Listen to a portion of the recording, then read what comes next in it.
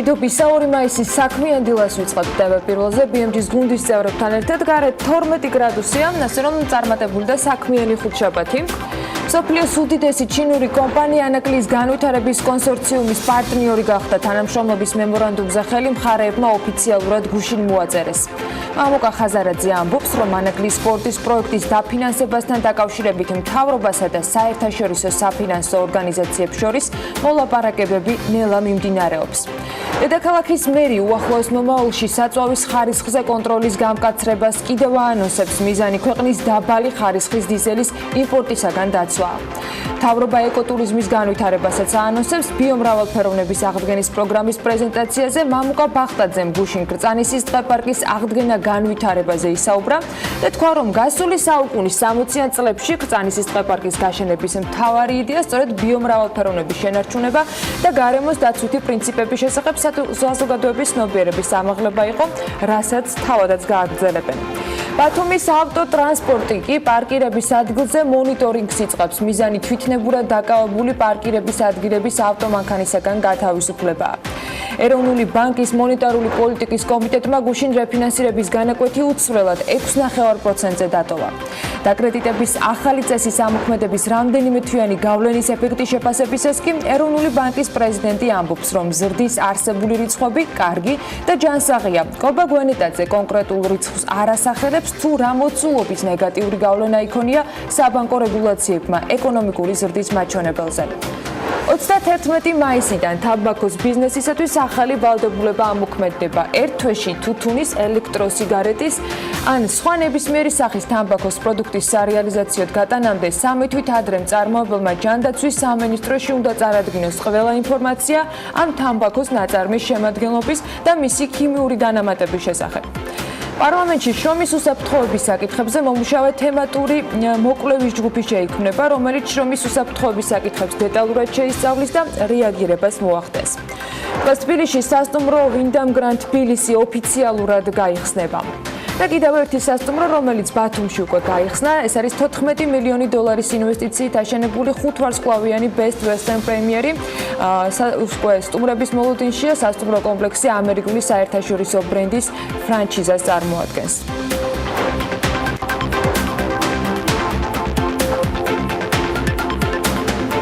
საერთო სასამართლოების შესახებ კანონპროექტი პარლამენტმა მესამე მოსმენით მიიღო. ლევან კობერიძემ ქართული ოცნება დატოვა. კანცელარიაში უსაფრთხოების საბჭოს პირველი სხდომა შედგა. აფხაზეთში რუსეთ-საქართველოს ომის სამოქალაქო დაპირისპირებად შეაფასეს. პრეზიდენტმა მორიგად ყურადღება ხმაურიანი განცხადებით მიიპყრო და ამავე დროს გუშინვე და იმავე საქართველოში კრწანისის ტყეპარკში იშვიათი ფრინველი კოლხური ხოხობი ბუნებაში გაუშვეს. ეს ყველაფერი გუშინ და ერთსა და იმავე საქართველოში ხდებოდა. დილა მშვიდობისა, დღეს ხუთშაბათია. თემებს შორის არჩევანის და მნიშვნელობის გამოყოფას რა თქმა უნდა არ ვაპირებ. საინფორმაციო სამსახური ყველა თემაზე ტელეპირველის მაყურებლისათვის მთელი დღე თავდაუზოგავად მუშაობდა და სწორი აქცენტებითაც და საინტერესო შეფასებებითაც. დილიდან კი სწორედ სიმწვანეზე და ბუნებასთან კავშირზე მინდა რომ გესაუბროთ. სიახლეები კი ამ მხრივ არანაკლებ მნიშვნელოვანი იყო, თუმცა მაინც ყველაფერს თავისი წონა აქვს. გარემოს დაცვის და სოფლის მეურნეობის მინისტრმა პრემიერთან ერთად გუშინ ბიომრავალფეროვნების აღდგენის სახელმწიფო პროგრამის პრეზენტაცია გამართა და მამუკა ბახტაძემ თქვა, რომ მთავრობა კრწანისის ტყეპარკის აღდგენას და განვითარებას იწყებს. მან ისიც აღნიშნა, რომ მართალია ბოლო 10 წლებში პარკში მწვანე საფარი მნიშვნელოვნად არის შემცირებული, თუმცა მას არც ისტორიის გახსენება დაზარებია და შეგვახსენა, რომ გასული საუკუნის 60-იან წლებში კრწანისის ტყეპარკის გაშენების მთავარი იდეა ბიომრავალფეროვნების შენარჩუნება და გარემოს დაცვითი პრინციპის შესახებ საზოგადოების ცნობიერების ამაღლება იყო. დიახ, ცნობიერების ამაღლებაზე იმუშავებს მთავრობა დღესაც. საზოგადოებას ამ ულამაზესი ადგილიდან ჩვენ წლებში გაშენდა და ავარი ჩვენ ვიწყებთ კრწანისის ტყეპარკის აღდგენას და მის განვითარებას. ჩვენ აქ შევქმნით ნამდვილ ცოცხალ მუზეუმს, სადაც წარმოდგენილი იქნება არა მარტო ის არსებული უნიკალური ფლორა და ფაუნა, რასაც ჩვენ დღეს ვუყურებთ, არამედ ამავე დროს ჩვენ აქ გავაშენებთ მცენარეებს წითელი ნუსხის სიიდან. ეს არის ძალიან მნიშვნელოვანი იმისთვის, რომ ჩვენ შევინარჩუნოთ და უზრუნველყოთ ბიომრავალფეროვნება ამ ულამაზეს რეგიონში. კრწანისის ტყეპარკისაგან გაზაფხული უნდა გააკეთონ. ერთი ნახტომიც და გაზაფხულიც ალბათ იქნება. ნახტომი იქნება თუ გარბენი აუცილებლად ფეხით, ველოსიპედით ან მაქსიმუმ ელექტრომობილით უნდა შედგეს. თბილისსა და რუსთავის დამაკავშირებელ რეკრეაციულ სივრცეში გადაადგილების საშუალებებზე შეზღუდვები იმოქმედებს. ადამიანური კაპიტალის განვითარების პარალელურად ყველაზე დიდი პოტენციალი საქართველოს აქვს სწორედ მწვანე ეკონომიკის განვითარებაში, ეკოტურიზმში და ეს იქნება ჩვენი გაცხადებული პრიორიტეტი, რომელსაც რეალური პროექტებით უზრუნველყოფთ ჩვენ რეალურ ცხოვრებაში. უდაოდ ლამაზ გარემოში ამავე პრეზენტაციისას ლევან დავითაშვილმა ერთგვარი ანგარიში წარადგინა გუშინ და ბიომრავალფეროვნების დაცვის პროგრამის ფარგლებში შექმნილი ველური ბუნების სააგენტოს ძირითად ფუნქციებზე გვესაუბრა. სააგენტოს მთავარი ფუნქცია კი, როგორც მან თქვა, ბუნებაში აღწარმოების მიზნით ადგილობრივ ფლორასა და ფაუნის მონიტორინგი იქნება. მდგრადი მართვის შენარჩუნებას, რაც ასევე ეს იქნება მართლაც გამორჩეული ადგილი ეკოლოგიურობის თვალსაზრისით, როგორც ქალაქისთვის, ისე ქალაქის სტუმრებისთვის. ეს იქნება ბიომრავალფეროვნების ესეთი ცხელი წერტილი, სადაც ჩვენ გვექნება როგორც ფლორის, ისე ფაუნის სახეობების მონახულების საშუალება, ცოცხალი ბაზრობა, ჩვენ გვექნება საშუალება, რომ აღვადგინოთ, მოუვაროთ ტყეპარკს, მათ შორის გავწმინდოთ ტბები, მათ შორის მოუვაროთ იხტიო ფაუნას. მომავალში კრწანისის ტყეპარკში გარემოს დაცვის და სოფლის მეურნეობის სამინისტროს ორი სააგენტოს, გარემოს დაცვითი განათლებისა და ინფორმაციის ცენტრის და ველური ბუნების ეროვნული სააგენტოს განთავსებაა დაგეგმილი. გაზაფხული კარგი დროა აღმოჩნდა მწვანე გარემოს ასათვისებლად და კიდევ ერთი ასეთი ამბავი უკვე ბიძინა ივანიშვილის Facebook გვერდზე დასპონსორებული სიახლე იყო, რომელმაც სოციალურ ქსელში ყველას წვერმაღალის ტყეპარკში ვიზიტებისათვის კარის გახსნა ამცნო. ორი იარუსიანი პარკი 4 ჰექტარზე არის გაშენებული და პირველ იარუსში როგორც Facebook-დან ვკითხულობთ, გიგანტური ჭაობის კვიპაროსები და ქაფურის ხე, ევკალიპტები და ბამბუკის ხეივანი დაგხვდებათ. აღნიშნავენ, რომ ტბა გაფართოებულია და კედარის ჯიშის ხეები და ტირიფები არის დარგული და დასასვენებელი სახლი იქნება იქვე მოწყობილი, რომელიც რამდენიმე ფანჩატურს მოიცავს. სანახაობა ნამდვილად კარგი უნდა იყოს, მე მგონი არაფერი დაეწუნება. ნარადა მოსაყოლი ბევრია სხვათა შორის ამ თემაზე და ისევ გარემოზე ზრუნვის თემატიკასთან დაკავშირებით კიდევ ერთი გზავნილი იყო თბილისის მერისგან გუშინ. კახა კალაძემ მთავრობის ხდომის დაწყებამდე უახლოეს მომავალში საწვავის ხარისხზე კონტროლის გამკაცრება დაანონსა და თქვა, რომ მიზანი ქვეყნის დაბალი ხარისხის დიზელის იმპორტისაგან დაცვა. მან ისიც აღნიშნა, რომ ამ საკითხთან დაკავშირებით პრემიერთან არაერთხელ იყო უკვე შეხვედრა გამართული.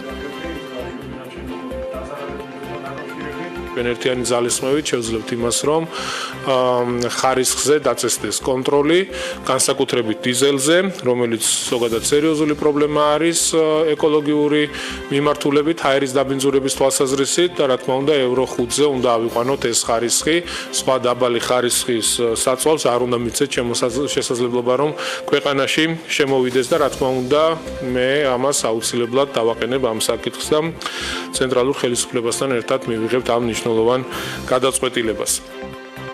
დეტალები ჯერ ამ ნაწილში რაც გეგმავს მთავრობა არ ვიცით. სამაგიეროდ ღია და საკმაოდ გასაგებად იყო დაანონსებული სამშენებლო უსაფრთხოების ნორმების შემოწმებისათვის რეიდები. ვინ და როგორ გააკონტროლებს უსაფრთხოების ნორმებს? თათია ჩაფიჩაძე სლად ცოტა მოგვიანებით მოგვიყვება ამ თემაზე, შრომის უსაფრთხოებაც უცნაურად ესმით მე მგონი პარლამენტში.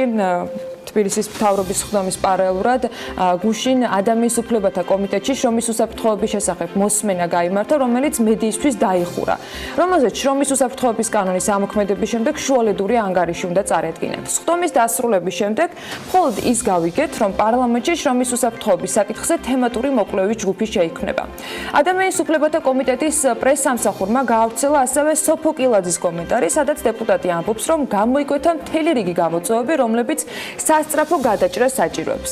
საინტერესო კითხვა ალბათ, რატომ დახურეს ამ ანგარიშის მოსმენა? პასუხი კიდევ უფრო საინტერესოა და პასუხი ასეთია. იმ მიზეზით დაიხურა შეხვედრა, რომ მაქსიმალურად საქმიანი და შედეგზე ორიენტირებული ყოფილიყო. ამ პასუხის ავტორი კი ისევ სოფო კილაძეა. ის ამბობს, რომ გამოცდილება მაჩვენა, რომ როდესაც ხდომები ღიაა, ხშირია პოლიტიკური სპეკულაციები და ქულების ჩაწერის მცდელობა, რაც საქმიან პროცესს აფერხებს და აქცენტები სხვა მიმართულებით კეთდება. ესეც დამატებითი კომენტარის გარეშე და საქმიანი დილის ამ ნაწილში ცოტა მოგვიანებით სტუმართან ერთად აუცილებლად უკვე თემაზე ვისაუბრებთ, თუმცა არა კომენტარის შეფასებაზე, რა თქმა უნდა. ახალი ორგანული კანონით შრომის უსაფრთხოების შესახებ ერთი ნაწილი 2019 წლის მარტში უკვე ამოქმედდა. კანონის სრული დატვირთვით კი 1 სექტემბრიდან შედის ძალაში და ამ თემაზე თათია ჩაფიჩაძე ასევე სტუმართან ერთად შემოგვიერთდება. ლევან თაღიაშვილმა, ნანუკა ჯოხაძემ და ნინი ლონგურაშვილმა უნდა დაიპყრონ იქამდე საქმიანი დილის ეთერი. მსოფლიოს დაპყრობა კი სამივეს მაინც Facebook-ის შემქმნელმა დაასწრო. 30 აპრილს მარკ ცუკერბერგმა მთელი მსოფლიო კიდევ ერთხელ აალაპარაკა Facebook-ით ის სცენაზე, კიდევ ერთხელ წარსდგა და სოციალური ქსელის ახალი პროდუქტების განვითარების შესახებ დეტალები დეველოპერებს ამცნო. რა სიახლეები აქვთ ქსელში და როდის გეგმავენ ახალი შესაძლებლობების მომხმარებლებისათვის შეთავაზებას, ამაზე ანუკა ჯოხაძე და ლევან თაღიაშვილი მოგვიყვებიან, რომლებთაც სულ ცოტა ხანში უკვე ნინი ლონგურაშვილი შემოუერთდება. დილა მშვიდობისა. დილა მშვიდობისა. მოკლედ გუშინ 9 საათის განმავლობაში მარკ ცუკერბერგი ცდილობდა ხაზი გაესვა პირადი მონაცემების დაცვის მნიშვნელობისთვის, რაც ბოლო პერიოდში ნამდვილად Facebook-ის აქილევსის ქუსლი გახდა. The future is private. ამ წინადადების გახსნა მან კონფერენცია, რომელსაც კალიფორნიაში დაახლოებით 5000 ადამიანი დაესწრო. მარკმა ის პრინციპებიც დაასახელა, რაც გუშინ გამოცხადებულ სიახლეებს საფუძვლად ედო. ესაა მაგალითად პირადი ინტერაქცია, ახალი ალგორითმი აჩქარებული აპლიკაციებისთვის, უსაფრთხოება, თავსებადობა და დაცული პირადი მონაცემები. სხვათა შორის ირონიულად თავად მარკმაც აღნიშნა, რომ ბოლო პერიოდში მათი მთავარი კოზირი პირადი მონაცემების უსაფრთხოება ნამდვილად არაა და როგორც ჩანს, სწორედ ამ პრობლემის აღმოფხვრას მიეძღვნა მთელი საღამო. უნდა აღვნიშნოთ, რომ ეს დამოკიდებულება ადეკვატური და საჭიროც იყო, რადგან როდესაც კომპანია ასეთი გამოწვევის წინაშე დგას, პირველ რიგში სწორედ მათგან უნდა ვისმენდეთ გამოსწორების გზებზე საუბარს. პირველი რითიც მარკმა საუბარი დაიწყო, გახდათ განახლებული მესენჯერი, რომელიც მისი თქმით გაცილებით სწრაფი, მარტივი და დაცული იქნება. ახალია მისი დიზაინიც, განახლებულ ვარიანტში გაცილებით ნაკლები ლურჯი ფერია გამოყენებული და როგორც პრეზენტაციაზე ითქვა, ახალი მესენჯერი 2-ჯერ უფრო სწრაფი და 7-ჯერ უფრო მცირე მოცულობის იქნება. ახალ სტარტს მარკ ცუკერბერგი და თავისი გუნდი ასევე Facebook-ის ახალი დიზაინით იღებენ. ცვლილებები, რომლებიც ცუკერბერგმა ამ კვირაში დაანონსა, ბოლო 5 წლის განმავლობაში ყველაზე მასშტაბურია. მნიშვნელოვანი განახლება სოციალური ქსელის მთავარ გვერდს შეეხება, ეგრეთ წოდებული home page, რომელიც კომპიუტერის ეკრანზე ჩანს, სრულად შეიცვლება. ასევე მარკ ცუკერბერგის თქმით, აპლიკაცია ლურჯი ფერის აღარ იქნება და ამ შემთხვევაში აქცენტი თეთრ ფერზე გაკეთდება. ეს სიახლე სოციალურ ქსელში შემდეგი რამდენიმე თვის განმავლობაში გამოჩნდება. ასევე შეიცვლება სოციალური ქსელის ლოგო და ის უფრო ცოცხალი და თანამედროვე გახდება. დიზაინის მიმართულებით ცვლილებები სოციალური ქსელის მობილურ აპლიკაციასაც შეეხება. ამ ცვლილებებთან ერთად Facebook-ის აპლიკაცია ბევრად უფრო სწრაფი და მარტივად სამართავი იქნება. გაადვილდება სხვადასხვა ჯგუფების მოძიებაც და ახალ ადამიანებთან დაკავშირებაც. მარკ ცუკერბერგმა კიდევ ერთი შესაძლებლობა დაანონსა, სახელწოდებით Friends Tab. ეხლა რას გულისხმობს ეს მიმართულება? მესენჯერის აპლიკაციაში გაჩნდება ახალი სექცია, სადაც გამოჩნდება მხოლოდ თქვენი მეგობრების ეგრეთ წოდებული სტორები, ვიდეოები, პოსტები და ის ყველაფერი, რაც მათ ბოლო დროს გამოაქვეყნეს. როგორც ცუკერბერგი ამბობს, ეს სივრცე Newsfeed-ისგან განსხვავებით ბევრად უფრო პირადი იქნება. გადავიდეთ Instagram-ზე, როგორც იცით, მას მსოფლიოში ყოველთვე 1 მილიარდზე მეტი ადამიანი იყენებს. კომპანიები და გასართობი ინდუსტრიის წარმომადგენლები ძალიან აქტიურად ცდილობენ სხვადასხვა პროდუქციის Instagram-ით გაყიდვას. სწორედ მათთვის ცუკერბერგმა ახალი შესაძლებლობა გააჩინა. ახლო მომავლიდან უცხო ადამიანების გარდა უცხო პროდუქტის მოძებნაც მარტივად შეგეძლებათ თქვენი ინტერესების მიხედვით. რაც ყველაზე მთავარია, თქვენ აღარ მოგიწევთ ნებისმიერი ნივთის საყიდლად ვებგვერდზე გადასვლა და პირდაპირ Instagram-იდან შეძლებთ თქვენი საყვარელი ნივთების შეძენას. არ ვიცი ეს ყველაფერი Amazon-ის დამფუძნებელს ჯეფ ბეზოს რამდენად მოეწონება, მაგრამ ფაქტია, მის კომპანიას სერიოზული კონკურენტი გამოუჩნდა Instagram-ის სახით. ასევე თქვენი საყვარელი სტორისთვის აღარ იქნება აუცილებელი ფოტოს ან ვიდეოს გადაღება და მის გარეშეც შეძლებთ გაუზიაროთ თქვენი ემოციები მეგობრებს. გარდა ამისა, მას ემატება დონაციის ფუნქციაც და ქველმოქმედებაც უფრო მოსახერხებელი ხდება. სტორიში Instagram-ს დაემატება ახალი ფუნქცია სახელწოდებით დონაცია და სწორედ მისი მეშვეობით შეძლებთ ადამიანების დახმარებას. WhatsApp-ის აპლიკაციაშიც მისი საშუალებით მომხმარებლები შეძლებენ თავიანთი ლოკაციის გაზიარებას და ინფორმაცია, როგორც მარკ ცუკერბერგი გვპირდება, მაქსიმალურად დაცული იქნება. სიახლეები ასევე ბიზნეს სექტორისთვისაც. სიახლე ნამდვილად არ არის ის, რომ ბიზნესი უკვე დიდი ხანია ამ აპლიკაციის საშუალებით მომხმარებლებთან პირდაპირ კავშირზე გადის. თუმცა სიახლე ის არის, რომ WhatsApp-ი ბიზნეს მომხმარებლებისთვის კატალოგების შეთავაზების საშუალებასაც მისცემს. აპლიკაციით შესაძლებელი იქნება სხვადასხვა პროდუქტების შეძენაც. როგორც ცუკერბერგი ამბობს, მსახურობს ეს ფუნქცია ჯერ სატესტო რეჟიმში ინდოეთში მუშაობს და წლის ბოლომდე სხვა ქვეყნებშიც დაიტესტება. კიდევ ერთი სიახლე ხელოვნურ ინტელექტს და Spark Air-ს უკავშირდება. ხელოვნური ინტელექტის შესაძლებლობებს ბოლო 2 წლის განმავლობაში Facebook-ისა და Instagram-ის მომხმარებლები უკვე ხშირად იყენებენ. ირგემენ სხვადასხვა პერსონაჟების სახეებს და სხვადასხვა ვიდეოებს როგორც Instagram-ზე, ისე Facebook-ზე ანთავსებენ. ამ შესაძლებლობების გამოყენებას კი მომხმარებლები სულ მალე კომპიუტერის საშუალებითაც შეძლებენ. ფუნქცია ხელმისაწვდომი იქნება როგორც MacBook-ებზე, ისე Windows-ზეც. შესაბამისად, წარმოიდგინეთ, რომ ბავშვებისთვის ზღაპრის მოყოლა ბევრად უფრო საინტერესო გახდება იმ შემთხვევაში, თუ ის ადამიანი, რომელიც ზღაპარს ყვება, პარალელურად მოირგებს მგელის ან თუნდაც რომელიმე პერსონაჟის სახეს. ამ ყველაფერს კი სწორედ Spark Air-ი უზრუნველყოფს. ყველამ ვიცით, რომ Oculus-ი მარკ ზუკერბერგის ერთ-ერთი ყველაზე გამორჩეული პროდუქტია, რომელიც გუშინდელ საღამოზე ფაქტია ახალ საფეხურზე ავიდა. მარკმა 2 ახალი მოდელი წარადგინა. პირველი Oculus Rift S-ია, რომელსაც წინა მოდელებზე გაცილებით უკეთესი მგრძნობელობა და გამოსახულება აქვს. მეორე კი ყველაზე მთავარი ისტორიაში პირველი უსადენო Oculus Quest-ია, რომელმაც ნამდვილად ფურორი მოახდინა. თითოეული მათგანი $400 ეღირება და მათი წინასწარი შეკვეთა ამერიკაში უკვე დაწყებულია. საღამოს კულმინაცია კი ის მომენტი იყო, როდესაც ზუკერბერგის თქმით კონფერენციაზე მყოფ 5000 ადამიანს Oculus Quest-ი უფასოდ გადაეცემოდა. თქვენი არ ვიცი, მაგრამ მათი გულის მოგება ნამდვილად შეძლო მილიარდერმა. შეიძლება კითხვა გაგიცდეთ, თუ რატომ დახარჯა ამდენი ფული და ძალისხმევა მარკ ზუკერბერგმა, მაგრამ თუ Facebook-ის მიერ განვლილ 1 წელიწადს გადავხედავთ, აღმოაჩენთ, რომ კომპანიამ უდიდესი ფინანსური თუ სხვა არამატერიალური ზარალი ნახა, რომლის აღმოფხვრაც ურთულესი იქნება. კონკრეტულად რაში მდგომარეობს მისი ბოლონდროიდელი პრობლემები და რატომ ინარჩუნებს დღემდე ზუკერბერგი კომპანიის აღმასრულებელი დირექტორის თანამდებობას, ამაზე უკვე საუბარს ნინი ლონგურაშვილი გააგრძელებს, რომელიც უკვე ჩვენთან ერთადაა. დილა მშვიდობის ნინი. მადლობა ლევან და დილა მშვიდობისა. ანუ რა გამოდის, რომ მარკმა ერთ საღამოს მარტო გულის მოგებაში 2 მილიონი ამერიკული დოლარი გადაიხადა. ნუ ამ გადასახედიდან ნამდვილად არ ჩანს ძუნწი. მაგრამ ვფიქრობ, არ აქვს ახლა მას ხელგაშლობის ფუფუნება და აი რატომ? მოკლედ, დიდი ხანია წყალი შეუყენეს Facebook-ის დამფუძნებელს და თავიდან რომ არ მოუყვეთ სოციალური ქსელის ხარვეზებზე და პერსონალური მონაცემების მოპოვება გაჟონვაზე, რის გამოც მათ რეალურად 3-დან 5 მილიარდ ამერიკულ დოლარამდე ოდენობის ჯარიმა ემუქრებათ, სავარაუდოდ საჩუქრები და ბოდიში ვეღარ უშველის. ჯარიმის ოდენობა მართალია ცნობილია, თუმცა Facebook-ს ადმინისტრაცია აცხადებს, რომ საკითხის განხილვა არ არის დასრულებული, ამიტომ რაიმე გარანტია და ჯარიმის ზუსტი ოდენობა ჯერჯერობით ვერ შეგვიძლია რომ დავასახელოთ. ამ ყველაფრის ფონზე 2019 წლის პირველ კვარტალში შარშანდელთან შედარებით სოციალური ქსელის მოგება 51%-ით შემცირდა და 2,4 მილიარდი ამერიკული დოლარი შეადგინა. შესაბამისად, Facebook-ის აქციონერების ნაწილი ითხოვს მარკ ზუკერბერგმა კომპანიის მმართველის თანამდებობა დატოვოს.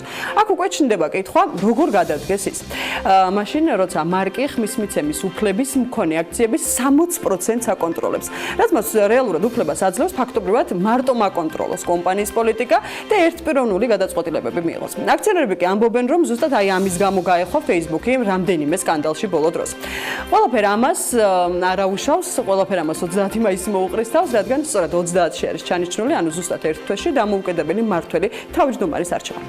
ხო, ნუ ძუნწი არ არის, ხელგაშლილია, გუშინ გამოჩნდა, ჯამში მილიონად შეფასებულ საჩუქრებსაც არიგებს, არც საქველმოქმედო ფონდს აკლებს თანხებს, რომელიც საკუთარ მეუღლესთან ერთად შექმნა, მაგრამ ზუკერბერგის მთავარი მიზანი მაინც, როგორც ჩანს, ხმის მიცემის კონტროლი არის სრულად და Facebook-ის საბჭოს მონოპოლიზება. ნუ ამასობაში არც Microsoft-მა დააკლოს, სხვა გიგანტ კომპანიებზეც რო გადავიდეთ და მისი საბაზრო ფასი 1 ტრილიონს გაუტოლდა. ამერიკული ტექნოლოგიური გიგანტის აქციებზე ფასმა ვაჭრობის შედეგად 5.1%-ით, ანუ 131.37 დოლარამდე მოიმატა. შედეგად კი კომპანიის ჯამურმა ღირებულებამ 1 ტრილიონი ამერიკული დოლარი შეადგინა. სხვათა შორის Microsoft-ი მესამე ამერიკული კომპანია არის, რომლის კაპიტალიზაციამაც ამ ნიშნულს მიაღწია, იქამდე ტრილიონიანი ზღვარი პირველად Apple-მა 2018 წელს გადალახა, იმავე წელს ეს ნიშნული გადალახა Amazon-მაც. ხო, ნუ რაც შეეხება Apple-ს, მართალია 2018 წელი მომგებიანი აღმოჩნდა, მაგრამ 2019 წლის პირველი კვარტალი არც თუ ისე სასიამოვნო გამოდგა, მათთვის iPhone-ის გაყიდვები რეკორდული ტემპით დაეცა და ეს მარტის ბოლომდე ასე გრძელდებოდა. iPhone-ის გაყიდვით მიღებული შემოსავალი 17%-ით 31 მილიარდ დოლარამდე შემცირდა. კომპანიის გენერალური დირექტორი ტიმ კუკი აცხადებს, რომ მონაცემების მიხედვით გაყიდვები უფრო გააქტიურდა მარტის ბოლოს, მათ შორის ჩინეთის ბაზარზეც, სადაც კომპანიამ მობილურზე ფასები მოთხოვნის გაზრდის მიზნით რეალურად შეამცირა. ჯამში 2019 წლის პირველ 3 თვეში, რომელიც 30 მარტს დასრულდა, კომპანიის მთლიანმა შემოსავალმა მაინც 58 მილიარდი ამერიკული დოლარი შეადგინა. 2019 წლის პირველი კვარტალი აქციების ვარდნით დაასრულა Google-ის დედა კომპანია Alphabet-მა. კომპანიის გაყიდვებმა, რომელიც ასევე ფლობს YouTube-საც, პირველ 3 თვეში 36.3 მილიარდ დოლარიანი შემოსავალი დააფიქსირა. წმინდა მოგებამ კი 6.6 მილიარდი დოლარი, რაც წინა წლის ანალოგიურ პერიოდში მოგება 7.6 მილიარდი ამერიკული დოლარი იყო. კომპანიის ანგარიში აღნიშნული არის, რომ შემოსავალზე უარყოფითად იმოქმედა ევროპის მარეგულირებლის მიერ გაწერილმა ჯარიმამ, რომლის ოდენობამაც 1.5 მილიარდი евро შეადგინა. შესაბამისად, განვითარების ტემპის შეფერხებამ Alphabet-ის აქციები ჯამში 7%-ით გააუფასურა. და ბოლოს, ვის არ გვითამაშია, ანუ ვის არ დაგვიტია სანაძლეო, მაგრამ Xiaomi-ის დამფუძნებელმა ლეი ციუნმა მოლოდინს გადააჭარბა სანაძლეოში მან 1 მილიარდი ჩინური იუანი, დაახლოებით ეს არის 150 მილიონი ამერიკული დოლარი და მანის წააგო. ციუნმა სანაძლეო კონდიციონერების მწარმოებელი კომპანია Gri Electric-ის ხელმძღვანელთან დუნ მინჩუსთან წააგო და Xiaomi-ის დამფუძნებელმა ნიზლავის დადებისას განაცხადა, რომ მისი კომპანია მოგების კუთხით Gri Electric-ს გაუსწრებდა. გასულ წელს Xiaomi-ის მოგებამ ამ კომპანიასთან მოგებასთან შედარებით 20 მილიარდი ჩინური იუანით ნაკლები შეადგინა. შესაბამისად, იმისთვის რომ ლეი პირობის დამღები არ გამოვიდეს, მოდი ჟარგონის გამოყენებას მოვერიდები, 150 მილიონი დოლარი უნდა გადაიხადოს, ასე გამოვიდა 2019 წლის პირველ კვარტალში. მადლობა ნინის, მადლობა ანუკას და ლევანს. დიდი სიამოვნებით დაგიტოვებთ მომდევნო 2 საათნახევრის განმავლობაში საქმიანი დილის ეთერში, მაგრამ ეტაპობრივად დარწმუნებული ვარ, რომ ჩვენი მაყურებლისათვის საინტერესო ინფორმაციებს კიდევ შემოგთავაზებთ და დაგვიბრუნდებით ამავე ეთერში და შემომავალში ხომ მით უმეტეს. მადლობა კიდევ ერთხელ საინტერესო მიმოხილვისთვის. ახლა ჩვენ წინ ბიზნეს სიახლეები გველოდება და ვიწყებთ. ანაკლის განვითარების კონსორციუმი ფასიანი ქაღალდების ემისიას გეგმავს, როგორც კობა გვენეტაძემ გუშინ ჟურნალისტებთან საუბრისას განაცხადა. ემისიასთან დაკავშირებით ეროვნულმა ბანკმა განაცხადი უკვე მიიღო. საქართველოს მიმართულებით შესაძლოა ავიაკომპანია ემირატსის რეისები დაენიშნოს.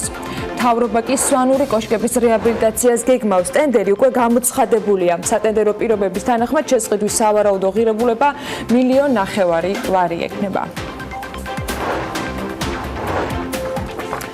სოფლიოს უდიდესი ჩინური კომპანია ZPMC ანაკლის განვითარების კონსორციუმის პარტნიორი გახდა. თანამშრომლობის მემორანდუმზე ხელი ანაკლის განვითარების კონსორციუმის გენერალურმა დირექტორმა და კომპანია ZPMC-ის ვიცე-პრეზიდენტმა გუშინ მოაწერეს.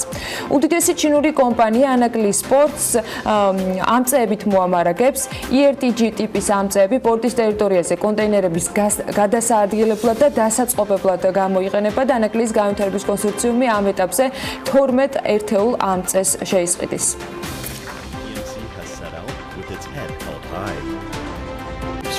ჩვენ მათთან მოვაწერეთ დაახლოებით 20 მილიონი დოლარიან ხელშეკრულებას ხელი, რომლის მიხედვითაც იგივე მოაწვდიან ანაკლის სპორტს შიდა სატერმინალო, საკონტეინერო სატერმინალო ამწეებს, ეს არის ეგრეთ წოდებულ ERTG-ებს, ესეც ასევე უპრეცედენტო და ასეთი თანამედროვე დანადგრები დღეს საქართველოში არ არის, ეს შესაბამისად პორტი იქნება აღჭურვილი ყველაზე მოწინავე დანადგრებით და მოწინავე მწარმოებელი, ასე ვთქვათ, კომპანიის მიერ წარმოებული დანადგრებით. ანაკლის განვითარების კონსორციუმის გენერალური დირექტორის ლევან ახვლედიანის გუშინდელი განცხადების მიხედვით მთავრობასა და საფინანსო საერთაშორისო ორგანიზაციებს შორის მოლაპარაკებებში ყველაზე რთული საკითხი ანაკლის სპორტისათვის ტვირთების გარანტიას უკავშირდება, თუმცა მისივე ინფორმაციით ამ საკითხზე არსებობს ალტერნატიული შეთავაზებებიც. კონსორციუმის ხელმძღვანელის ინფორმაციით შესაძლოა ანაკლის სპორტის დაფინანსებასთან დაკავშირებით შუალედური შეხვედრა უახლოეს მომავალში შედგეს. ყველაფერს ვაკეთებთ იმისათვის, რომ მოხდეს გარდატეხა და შეთანხმება შედგეს მთავრობასა და ბანკებს შორის. ამ 8 პუნქტთან მიმართებაში კიდევ ერთხელ ასევე რჩება ყველაზე ასე ვთქვათ რთულად გადასალახად აი ამ გარანტიის საკითხი, რომელიც ეგრეთ წოდებული გარანტიის საკითხი, თუმცა არის ასე ვთქვათ ლაპარაკი სიტყვიერ დონეზე ჯერჯერობით ალტერნატივებზე და პოტენციურ ასე კომპრომისებზე, როგორც სახელმწიფოს მხრიდან, ისე ბანკების მხრიდან. შესაბამისად ვიმედოვნებთ, რომ უახლოეს დროში იქნება რაღაცა გარდატეხა. მაგალითად რა შეიძლება იყოს? ვერ გეტყვით ახლა დეტალებს.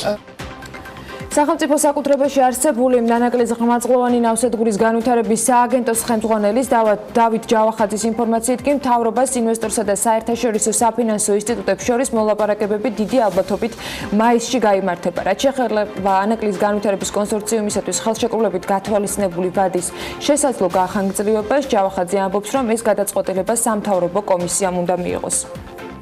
შეწყვეტილა კომუნიკაცია ბანკებთან მიმდინარეობა ახორციელდა არაერთი მიმოწერა და კომუნიკაცია, რომელიც შეეხებოდა დაზუსტებებს სხვადასხვა ძირითად საკითხებთან დაკავშირებით, ანუ ეს კომუნიკაცია მთელი აპრილის და არა მარტო მარტის განმავლობაში მიმდინარეობდა და ეხლა მიმდინარეობს უკვე მოლაპარაკება მხოლოდ მაისში დიდი ალბათობით რომ დაიგეგმოს ეს შეხვედრა.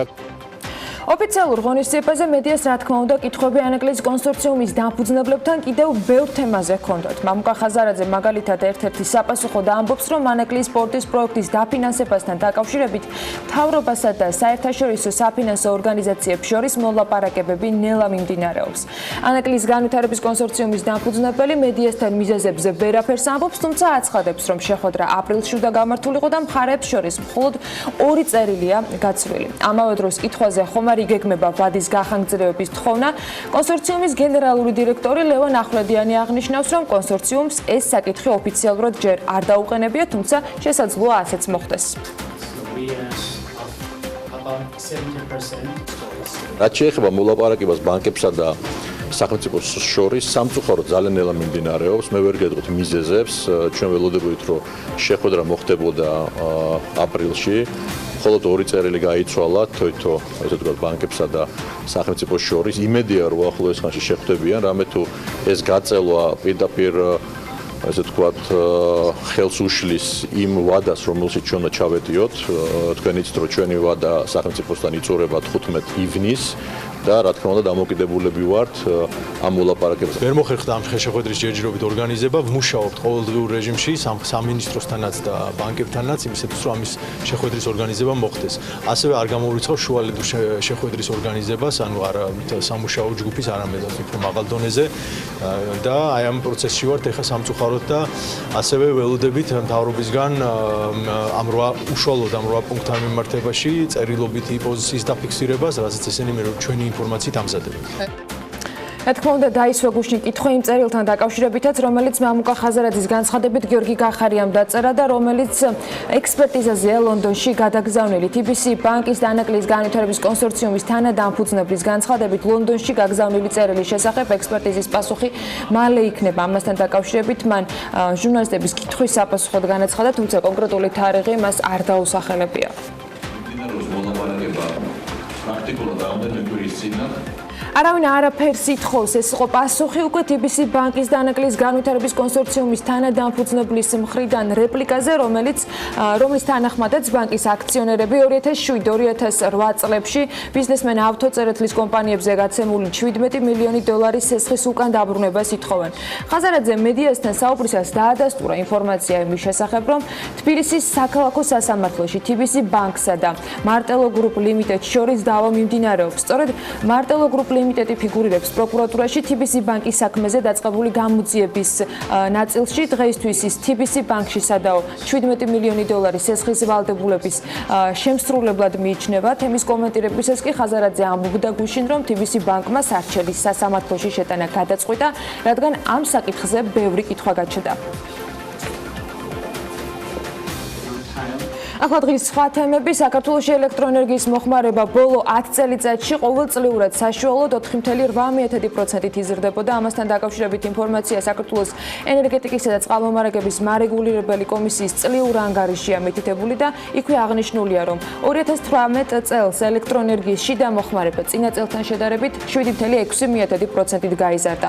2016-ში კი 15.9%-ით წინა წელთან შედარებით. ამასთან სემეკის მონაცემებით ელექტროენერგიის მოხმარების ზრდა ქვეყანაში უფრო მაღალია, ვიდრე ელექტროენერგიის წარმოების ზრდის მაჩვენებლები. სემეკი აღნიშნავს, რომ ელექტროენერგიის გამონაწილებელი კომპანიების მიერ მოხმარებული ელექტროენერგია 2018 წელს წინა წელთან შედარებით 5.2%-ით არის მომატებული და 4%-ით იყო შემცირებული აფხაზეთზე მიწოდებული ელექტროენერგია. სემეკის მონაცემების მიხედვით 2018 წელს ექსპლუატაციაში შესული ელექტროსადგურების ჯამური დადგმული სიმძლავრე 63.96 მეგავატი იყო, მათ შორის 5 მცირე სიმძლავრის ელექტროსადგური. საქართველოს ენერგეტიკისა და წყალმომარაგების მარეგულირებელი კომისიის ანგარიშის მიხედვით 2018 წელს ბუნებრივ გაზზე მოთხოვნა 3.2%-ით შემცირდა. მიზეზად კომისია თბილ ზამთარს ასახელებს და ანგარიში მიუთითებს, რომ გასულ წელს საქართველოს მოთხოვნის დასაკმაყოფილებლად ბუნებრივი გაზი ქვეყანაში 4 მიმწოდებელმა შემოიტანა. სულ იმპორტით დაკმაყოფილდა ბუნებრივ გაზზე მოთხოვნის 99.8%.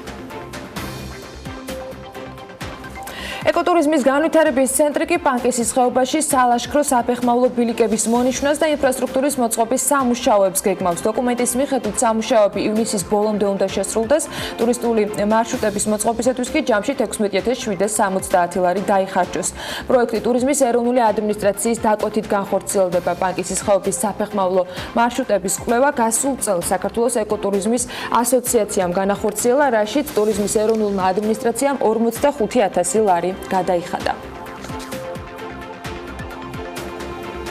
კახეთის ხმის ინფორმაციით აეროპორტმა მიმინო პირველი კომერციული რეისი შეასრულა. ავიარეისით შეპესა Air Georgia's კუთვნილმა საჰაერო ხომალდმა ნატახტარიდან თელავში გადაიყვანა ტურისტული ჯგუფი, რომელთაც გეგმაში ჰქონდათ კახეთის რეგიონის ღირსშესანიშნაობების მონახულება. საავიაციო უნივერსიტეტის რექტორის განცხადებით, განხორციელებული ფრენა იქნება საფუძველი იმის, რომ მომავალში რეგულარული რეისები ქვეყნის სხვადასხვა ქალაქებიდან შესრულდეს, რაც ტუროპერატორებისათვის სასტუმრო და ტურისტული ბიზნესის წარმომადგენლებისათვის დიდი მოთხოვნის საპასუხო რეაქცია იქნება. თელავის აეროპორტიდან შესაძლოა ავიარეისები ბათუმის და ქუთაისის მიმართულებითაც დაენიშნოს. კახეთის გუბერნატორი კი აღნიშნავს ამ საკითხთან დაკავშირებით, რომ ჯერ მოლაპარაკება მიმდინარეობს და თუ დადებითად გადაწყდება ავიარეისები ჯერ ბათუმის, შემდეგ კი უკვე ქუთაისის მიმართულებითაც დაენიშნება.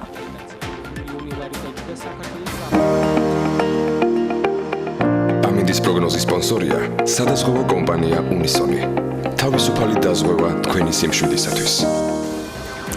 გარემოს ეროვნული სააგენტოს ინფორმაციის დროც დადგა, ამინდი საქართველოში დღეს განპირობებული იქნება შავი ზღვის ჩრდილო-დასავლეთიდან მოქმედი გრილი და სამხრეთიდან გადმონაცვლებული ცხელი ჰაერის მასების ურთიერთქმედებით მოსალოდნელია დრო გამოშვებით ღრუბლიანობის მომატება იწვიმებს, იქნება ელჭექი და აღმოსავლეთ საქართველოში შესაძლოა იყოს სეიტყვაც, იქროლებს ასევე დასავლეთის მიმართულების ქარი, რომელიც ზოგ შემთხვევაში გაძლიერდება.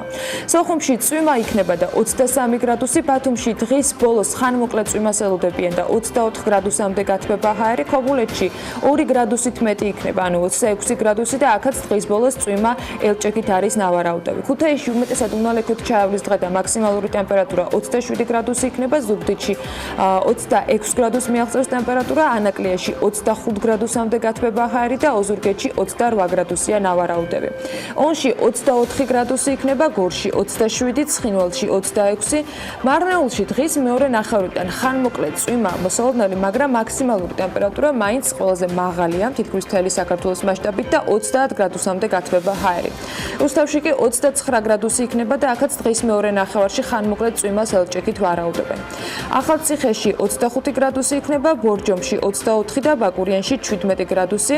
ახალქალაქში კი მხოლოდ 18 გრადუსი დაფიქსირდება და 4-ვე ქალაქში დღის განმავლობაში დღის მეორე ნახევარში შესაძლოა იყოს ხანმოკლედ წვიმა ელჭექით. სტეფანწმინდაში ასევე მცირე წვიმა ნავარაუდები და 16 გრადუსი მაქსიმალური ტემპერატურა, საღამოს შესაძლოა იყოს წვიმა ელჭექით თელავშიც და აქ 28 გრადუსია ნავარაუდები, ისევე როგორც თბილისში, დედაქალაქში დრო გამოშვებით ღრუბლიანობა მოიმატებს, დღის მეორე ნახევრიდან ხანმოკლედ წვიმას ველოდებით, იქროლებს დასავლეთის მიმართულების ქარი და როგორც გითხარით, დღეს 2 მაისს იქნება მაქსიმალური ტემპერატურა 28 გრადუსი. აი ასეთი ამინდი გველოდება გაზაფხულის ბოლო თვის სტარტზე და რა თქმა უნდა საინტერესო და საქმიანი დილა ტელეპირველის მაყურებლებისათვის. ვიდრე პირველი სარეკლამო პაუზი გვექნება, კიდევ ერთი ძალიან საინტერესო და მნიშვნელოვანი ინფორმაცია. სამოქალაქო ავიაციის სააგენტომ ზაფხულის სანავიგაციო სეზონისათვის ავიაკომპანიების ფრენების განრიგი დაამტკიცა, რომლის თანახმადაც მარტის ბოლო კვირიდან ოქტომბრის ბოლო შაბათამდე საერთაშორისო აეროპორტებში კვირაში საშუალოდ 590 რეისია დაგეგმილი და გასული წლის ამავე პერიოდს შევადარებთ, კვირის განმავლობაში შესრულებული რეისების საშუალო რაოდენობა შესაბამისად რეგულარული ფრენების გათვალისწინებით არის გაზრდილი და დაახლოებით ზრდა მიაღწია 9%-ს. რაც შეეხება უფრო კონკრეტულად ინფორმაციას, ავიარეისები 2 ქართული და 39 უცხოური ავიაკომპანიების მიერ შესრულდება. თბილისის საერთაშორისო აეროპორტიდან მაგალითად რეგულარული სამგზავრო რეისები განხორციელდება 52 მიმართულებით. დეტალებს თუ ვერ მოასწრებთ, თუმცა იკითხოთ აუცილებლად ჩვენს ვებგვერდზე ფასადებზე უნდა შევბრძანდეთ და ყველა ქალაქს ამოიკითხავთ, რა მიმართულებითაც არის ფრენები დანიშნული, რაც შეეხება ქუთაისს, საერთაშორისო აეროპორტიდან ამ შემთხვევაში რეგულარული სამგზავრო რეისები ჯამში 28 მიმართულებით განხორციელდება. კიდევ ერთი აეროპორტი, რომელიც ფრენებს იმატებს ამ სეზონზე, იქნება ბათუმის საერთაშორისო აეროპორტი და ამ შემთხვევაში ჯამში რეისები იქნება 14 მიმართულებით კვირის განმავლობაში. თბილისის საერთაშორისო აეროპორტიდან რეგულარული სატვირთო რეისების განახორციელებენ Silkway Airlines-ი, Koguluxi და Turkish Cargo. ეს იქნება ბაქო, ლუქსემბურგი და სტამბოლის მიმართულებით, ასე რომ საკმაოდ დატვირთული სეზონი ელოდება, მათ შორის საქართველოს აეროპორტებსაც. შიდა რეისებიც იმედია დაიტვირთება, თუმცა ჯერ ფაქტი არის, რომ საერთაშორისო რეისებზე გვაქვს მნიშვნელოვანი ზრდა და ამ მიმართულებით, რა თქმა უნდა, გისურვებთ თქვენც, რომ ნებისმიერ რეისზე თავისუფლად შეძლოთ საკუთარი მოგზაურობის დაგეგმვა. და მაინც თუ უკვე დაგეგმილი ქონდათ, ან სულაც დახვედრას გეკმოთ თქვენთვის ძვირფასი ახლობელი, მეგობარი ან სტუმარი ადამიანისათვის, მოდით გადავხედოთ, როგორი არის თბილისის საერთაშორისო აეროპორტში ჩამოფრენი რეისების განრიგი და რეკლამის შემდეგ უკვე სტუმრებსაც უმასპინძლებთ.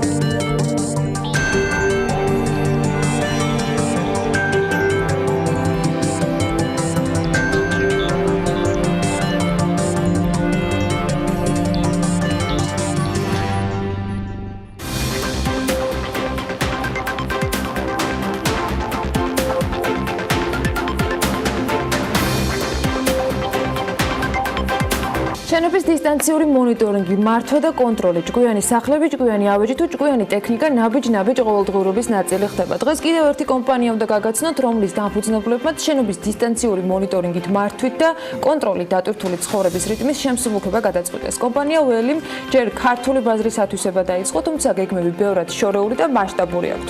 ველის დამფუძნებლებს ლევან თაღიაშვილთან ერთად გაგაცნობთ. ლევან, დილა მშვიდობისა კიდევ ერთხელ და მივესალმებით შენ სტუმარს. ძალიან საინტერესო სტუმარი ყავს დღეს. ველი არის გონიერი მრიცხველი, რომელიც კომფორტის შექმნისთვის აუცილებელი რუტინის მარტივად გადაწყვეტის შესაძლებლობას იძლევა. როგორ ხდება ეს ყველაფერი? ამის დეტალებში მისი დამფუძნებელი შოთა კვარაცხელია გაგვარკვევს. პირველ რიგში მოგესალმებით, ბატონო შოთა, ძალიან დიდი მადლობა სტუმრობისთვის და ასეთი საინტერესო აპლიკაციის შექმნისთვის. პირველ რიგში რომ გაგვაცნოთ ველი, კონკრეტულად რა მომსახურებას წევს და როგორია თქვენი კომპანია? პირველ რიგში დიდი მადლობა მოწვევისთვის და ინტერესისთვის. ველი დაიბადა თავდაპირველად ძალიან მარტივი იდეით. ჩვენ გვინდოდა გაგვეკეთებინა ჭკვიანი მრიცხველი, რომელიც მომხმარებელს საშუალებას მისცემდა ყველა კომუნალური ხარჯის დისტანციურად მონიტორინგი განეხორციელებინა.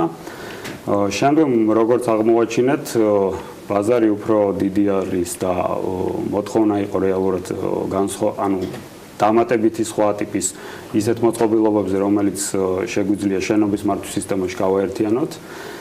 და შემდგომ ასე ვთქვათ, იდეა განვითარდა, გაიზარდა, სინჯეთ ბევრი ტექნოლოგია, შევქმნით გარკვეული პროტოტიპები და მოწყობილობები და საბოლოო ჯამში აღმოვაჩინეთ, რომ ჩვენ ამის კეთება შეგვეძლო. დღესდღეობით ყავს 3 აქტიური კლიენტი კომპანია, რომელთანაც თანამშრომლობთ და ვამონტაჟებთ BMS-ის სხვადასხვა სისტემებს. და ასე ვთქვათ, ძირითადად რო გითხრათ, უპირატესობა ჩვენი ის არის, რომ არის მარტივი მონტაჟი, ეს არის უსაფრთხო და დაცული კავშირი მოწყობილობებსა და ღრუბლოვან სერვერს შორის და რაც თავარია, ის არის ძალიან მარტივად ხელმისაწვდომიანი. კონკრეტულად რა მონაცემებს ზომავს საინტერესო, ანუ რისი კონტროლი შეუძლია მომხმარებელს თქვენი აპლიკაციით?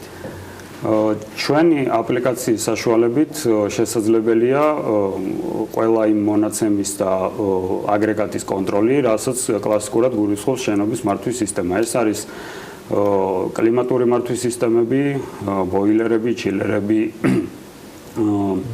ჰაერ სატარები და ასე შემდეგ, ეს არის მას შორის ტემპერატურის და ტენიანობის ეს არის ხანძარსაწინააღმდეგო სისტემების მართვა და სასიგნალო სისტემების მართვა, შენობაში დაშვების მართვა, ჭკვიანი ბარათებით და სამაჯურებით, სხვადასხვა აგრეგატები, მაგალითად ესკალატორები, ლიფტები, ყველა ამ ინფორმაციის მოკრება ერთ წერტილში.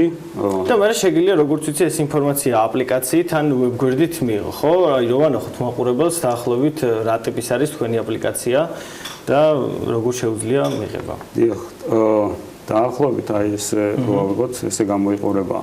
და შეგიძლია შენ თვითონ აკონტროლო, ხო? დაუშვათ მინიმალური ტემპერატურა რამდენი გინდა და რაღაც რომ შეიცვალოს ოთახში სხვადასხვა კონდიცია, ხო? დიახ, ანუ ამ შემთხვევაში ჩვენ შეგვიძლია რეჟიმები მიუთითოთ, გაგრილება გვინდა, გათბობა გვინდა, სასურველი ჰაერის მოწოდების სიჩქარე და სასურველი ტემპერატურა შეგვიძლია დავაყენოთ, ანუ სისტემის უნიკალურობა მდგომარეობს იმაში, რომ ეს სინამდვილეში ეს ინფორმაცია არის ხრუბლოვან სერვერზე, განთავსებული cloud-ზე და ჩვენი მოწყობილობები პირდაპირ არის დაკავშირებული ამ cloud-ს უსაფრთხოდ, ჩვენივე პროტოკოლებით და შემდგომ უკვე ამ ინფორმაციის მიმოწვა ხდება ამ უსაფრთხო პროტოკოლების გამოყენებით, რაც არის პროდუქტის. აი, რა დრო ჭირდება ამის დამონტაჟებას? ან რამდენად რთული არის ესეც რო უთხრათ მაყურებელს, ანუ რამდენად რთულ ამბავთან გვაქვს საქმე?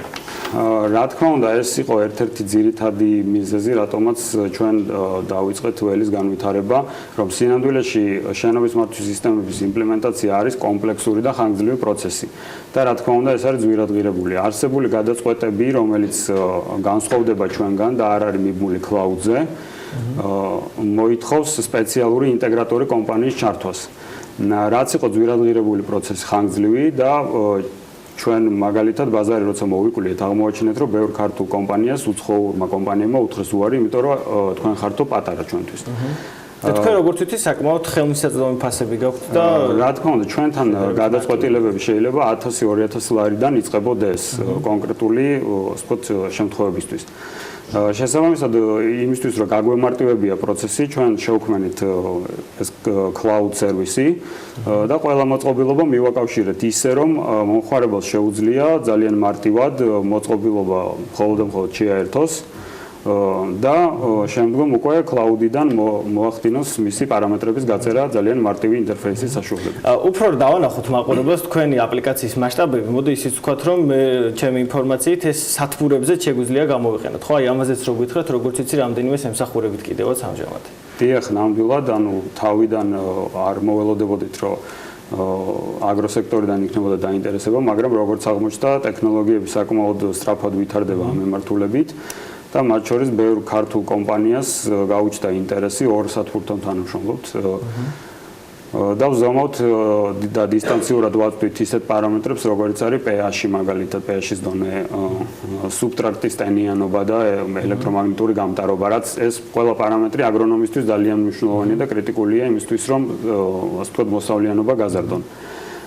შესაბამისად, ამ სფეროს, ასე ვთქვათ, გავერკვიეთ, შევისწავლეთ და შოთ, ანუ დისტანციურად მართავს ამას მომხმარებელი, ანუ დისტანციურად შეუძლია შეცვალოს დაუშვათ მინიმალური ტემპერატურა იქნებოდა სხვა ნებისმიერი მონაცემი, თუ აი როგორ ხდება ამის კონტროლი? აი მარტივ მაგალითზე რო განვიხილოთ, მაგალითად ჩვენ გსურს, რომ ამ ოთახში თუ დაუშვათ განათებულობა და ეცემა მზესთან შედარებით 30%-ზე დაბლა, გვინდა რომ აინთოს რაღაც დონის განათება. ან ძალიან მარტივად შეუძლია მომხმარებელს შევიდეს აპლიკაციაში, მიუთითოს რა არის მინიმალური დონე, როდესაც უნდა წეღარას ვანახეთ, ხო? და ასე ვთქვათ, შესაბამისად მოწყობილობა ყველაფერს ავტომატურ რეჟიმში გააკეთებს. ძალიან კარგი. როგორც ხვდები, ამ ყველაფერს აქვს საერთაშორისო, ასე ვთქვათ, პოტენციალი. თუ აპირებთ საერთაშორისო ბაზარზე გასვლას და საინტერესოა მსოფლიოში თუ არსებობს მსგავსი ტიპის მოდელები და რა ტიპის არიან ეს კომპანიები, როგორც თქვენი ინფორმაციით გაქვთ. ნამდვილად, ანუ საბოლოო მიზანი არის, რომ მსოფლიოში შევთავაზოთ ეს გადაწყვეტილება და ეს გამომდინარეობს იქიდან, რომ საკმაოდ უნიკალური არის თვითონ ველის მუშაობის პრინციპები. რა თქმა უნდა, შენობის მართვის სისტემების წარმოებელი გიგანტები არსებობენ გერმანიიდან, საფრანგეთიდან, ამერიკიდან, ბრიტანეთიდან, რომლებიც 70 წელია მუშაობენ ამ სისტემებზე. მაგრამ განსხვავებით მათგან ველის უპირატესობა არის იმაში, რომ ის არის ძალიან მარტივი და cloud-დან ხდება ყველა ინფორმაციის მართვა და პლუს არის ის რომ ინტეგრაციის დრო ფაქტობრივად თლიანად ამოვარდნილია პროცესიდან, ანუ ნებისმიერ მემონტაჟეს, ვინც წაიკითხავს ჩვენს ინსტრუქციას, შეიძლება ძალიან მინიმალური ცოდნით მისი მონტაჟის განხორციელება ნებისმიერ წერტილში. კომპანიაზეც რო ვისაუბროთ ორი სიტყვით, ძალიან საინტერესო სერვისი გაქვთ, მაგრამ აი კომპანიის იდეა როგორ გაჩნდა თავიდან, რამდენი ადამიანი ხართ ამჟამად და გაფართოებას როგორ აპირებთ და რა გჭირდებათ ამისთვის, ესეც უთხრათ ჩვენს მაყურებელს. ჩვენ ანუ ამ ეტაპზე ვართ 5 დამფუძნებელი და ჯამში 6 გუნდის წევრი, ვინც აქტიურად არის ჩართული ყოველდღიურ რეჟიმში.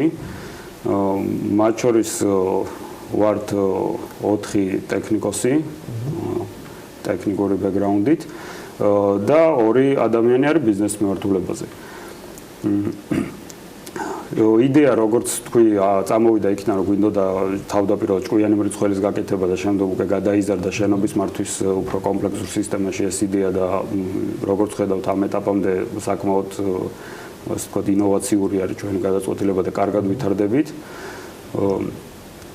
შოთა, რა მაინტერესებს? დარწმუნებული ვარ, რომ ჩვენი ეთერის შემდეგ ძალიან ბევრი ადამიანს გაუჩნდება თქვენთან დაკავშირების სურვილი, იმიტომ რომ ნამდვილად უნიკალური შეთავაზებაა, თან საკმაოდ ხელმისაწვდომ ფასად. როგორ ხდება მომხმარებელთან კომუნიკაცია?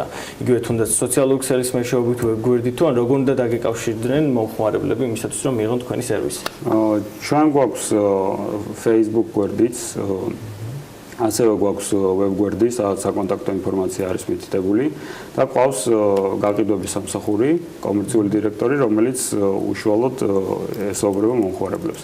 შეგვიძლია გვაქვს ეგეთი სერვისიც, რომ თუ არის სერიოზული დაინტერესება, ადგილზე მივიდეთ და დახმარება გაუწიოთ პოტენციურ მომხმარებელს, როგორ შეიძლება, ანუ რა სისტემები შეიძლება ველიდან შეიძინონ და გამოიყენონ და რა იქნება მათთვის ეფექტური, იმიტომ რომ საბოლოო ჯამში ესეთი სისტემების დანერგვა, შენობის გაჭკვიანება 10-დან 30%-მდე ეკონომიას იწვევს კომუნალურ ხარჯებში, რაც ძალიან მნიშვნელოვანი არის რიგი ბიზნესებისთვის.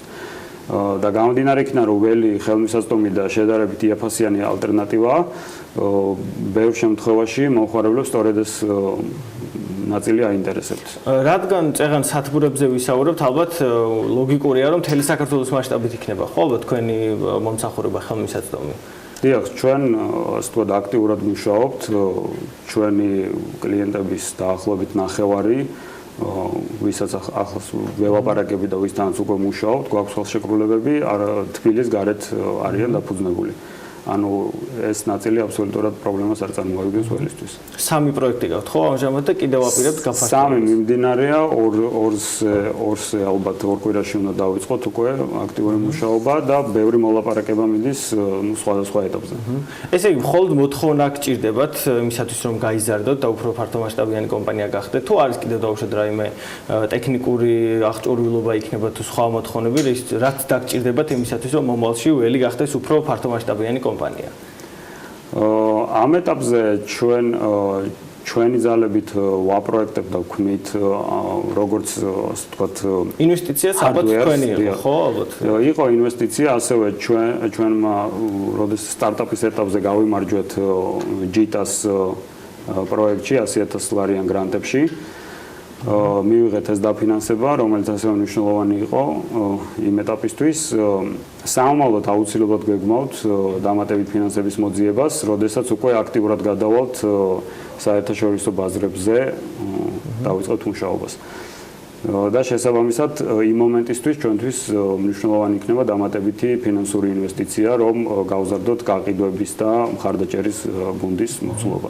მომავალი როგორია თქვენი აზრით? აი ბოლოსკენ რო გითხრათ, აპლიკაცია ველის. რისი დამატება შეიძლება, რაში შეიძლება ინტეგრირდეს და თქვენ როგორ ფიქრობთ ზოგადად აპლიკაციით იგივე შენობის მართვა იქნება თუ სხვა ნებისმიერ მოწყობილობას, რა მომავალი აქვს? ჩვენ ხშირად ვსაუბრობთ ხოლმე საქმიანი დილის თუ BMG-ის სხვა ეთერებში. თუ როგორი შესაძლებლობები არის სხვა ქვეყნებში, თუნდაც ამერიკაში, ჩინეთში, აი ველის რა მომავალი აქვს, რა შეიძლება ვიხილოთ თუნდაც 5-10 წელში.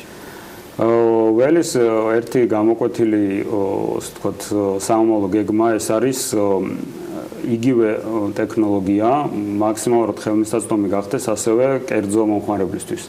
ანუ ჩვენ გვინდა კერძო ბინებისთვის და კერძო სახლებისთვის შევქმნათ ისეთი პროდუქტი, რომელიც იქნება ხელმისაწვდომი და ამ ეტაპამდე ძირითადად რაც დავინახეთ მომხმარებელი სირთულეს აწყდება, ასე ვთქვათ, გასმარტება, როდესაც უნდა სახლის, ჭირდება ძალიან ბევრი განსხვავებული მოწყობილობის შეძენა, სხვადასხვა აპლიკაციების ჩამოტვირთვა და ამის ყველაფრის ერთიანი მართვა დღესდღეობით არის ძალიან რთული.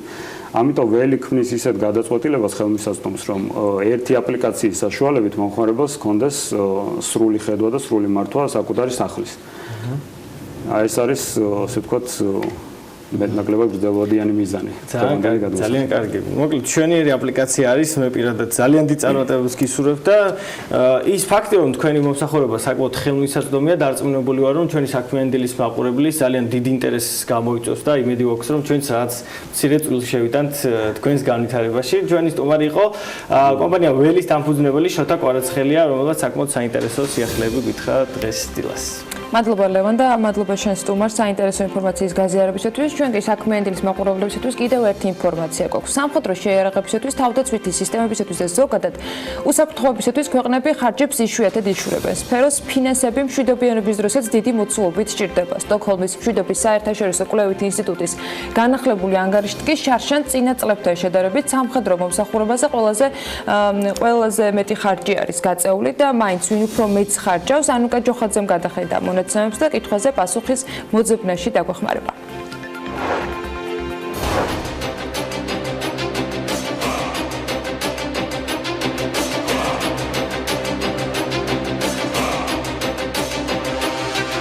სოფლიოს სამხედრო ხარჯებმა სტოკჰოლმის მშვიდობის საერთაშორისო კვლევითი ინსტიტუტის მონაცემებით $1.8 ტრილიარდი ამერიკული დოლარი შეადგინა, რაც წინა წლის ანალოგიურ მაჩვენებელთან შედარებით 2.6%-ით მეტია. ამ მაჩვენებელს 1998 წელს თუ შევადარებთ, ზრდა უფრო თვალსაჩინოა და ეს რიცხვი 76%-ს უდოლდება.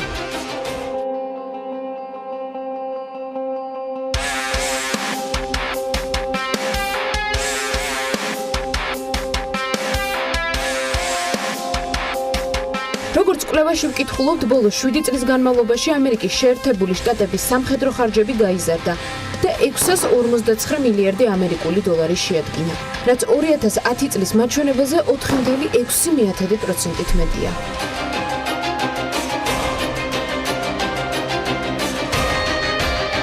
სამხედრო ხარჯების მოცულობით მეორე ადგილს ჩინეთი იკავებს. 2018 წელს ქვეყანამ ამ მიმართულებით 250 მილიარდი ამერიკული დოლარი დახარჯა. 1994 წელთან შედარებით თანხის მოცულობა 10-ჯერ მეტია. როგორც კვლევის ავტორები ამბობენ, 2013 წლიდან მოყოლებული ჩინეთი მთლიანი შიდა პროდუქტის 1.9%-ს სწორედ სამხედრო მომსახურებაზე ხარჯავს.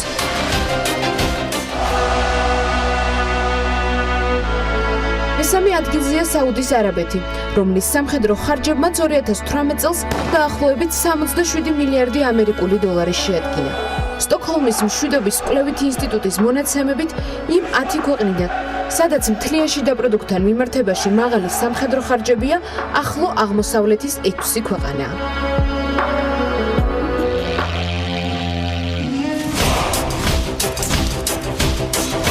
საუდის არაბეთს 66 მილიარდ 500 მილიონი ამერიკული დოლარის სამხედრო ხარჯით ინდოეთი მოსდევს.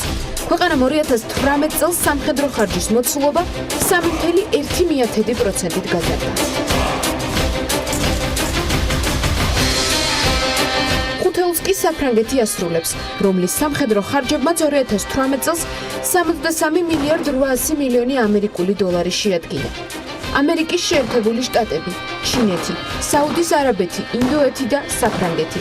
ეს ის ქვეყნებია, რომლებიც როგორც აღმოჩნდა სამხედრო მომსახურებაზე ყველაზე მეტ თანხებს ხარჯავენ.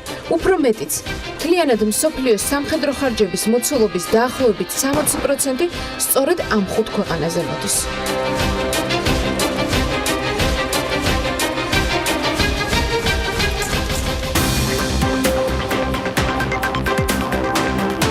საქართველოში ენერგეტიკული ბაზრის დარეგულირების ახალი ეტაპი დაიწყო. ინდუსტრიული მომხმარებლების ნაწილს შესაძლებლობა აქვს ელექტროენერგია საბაზრო ფასად შეისყიდონ.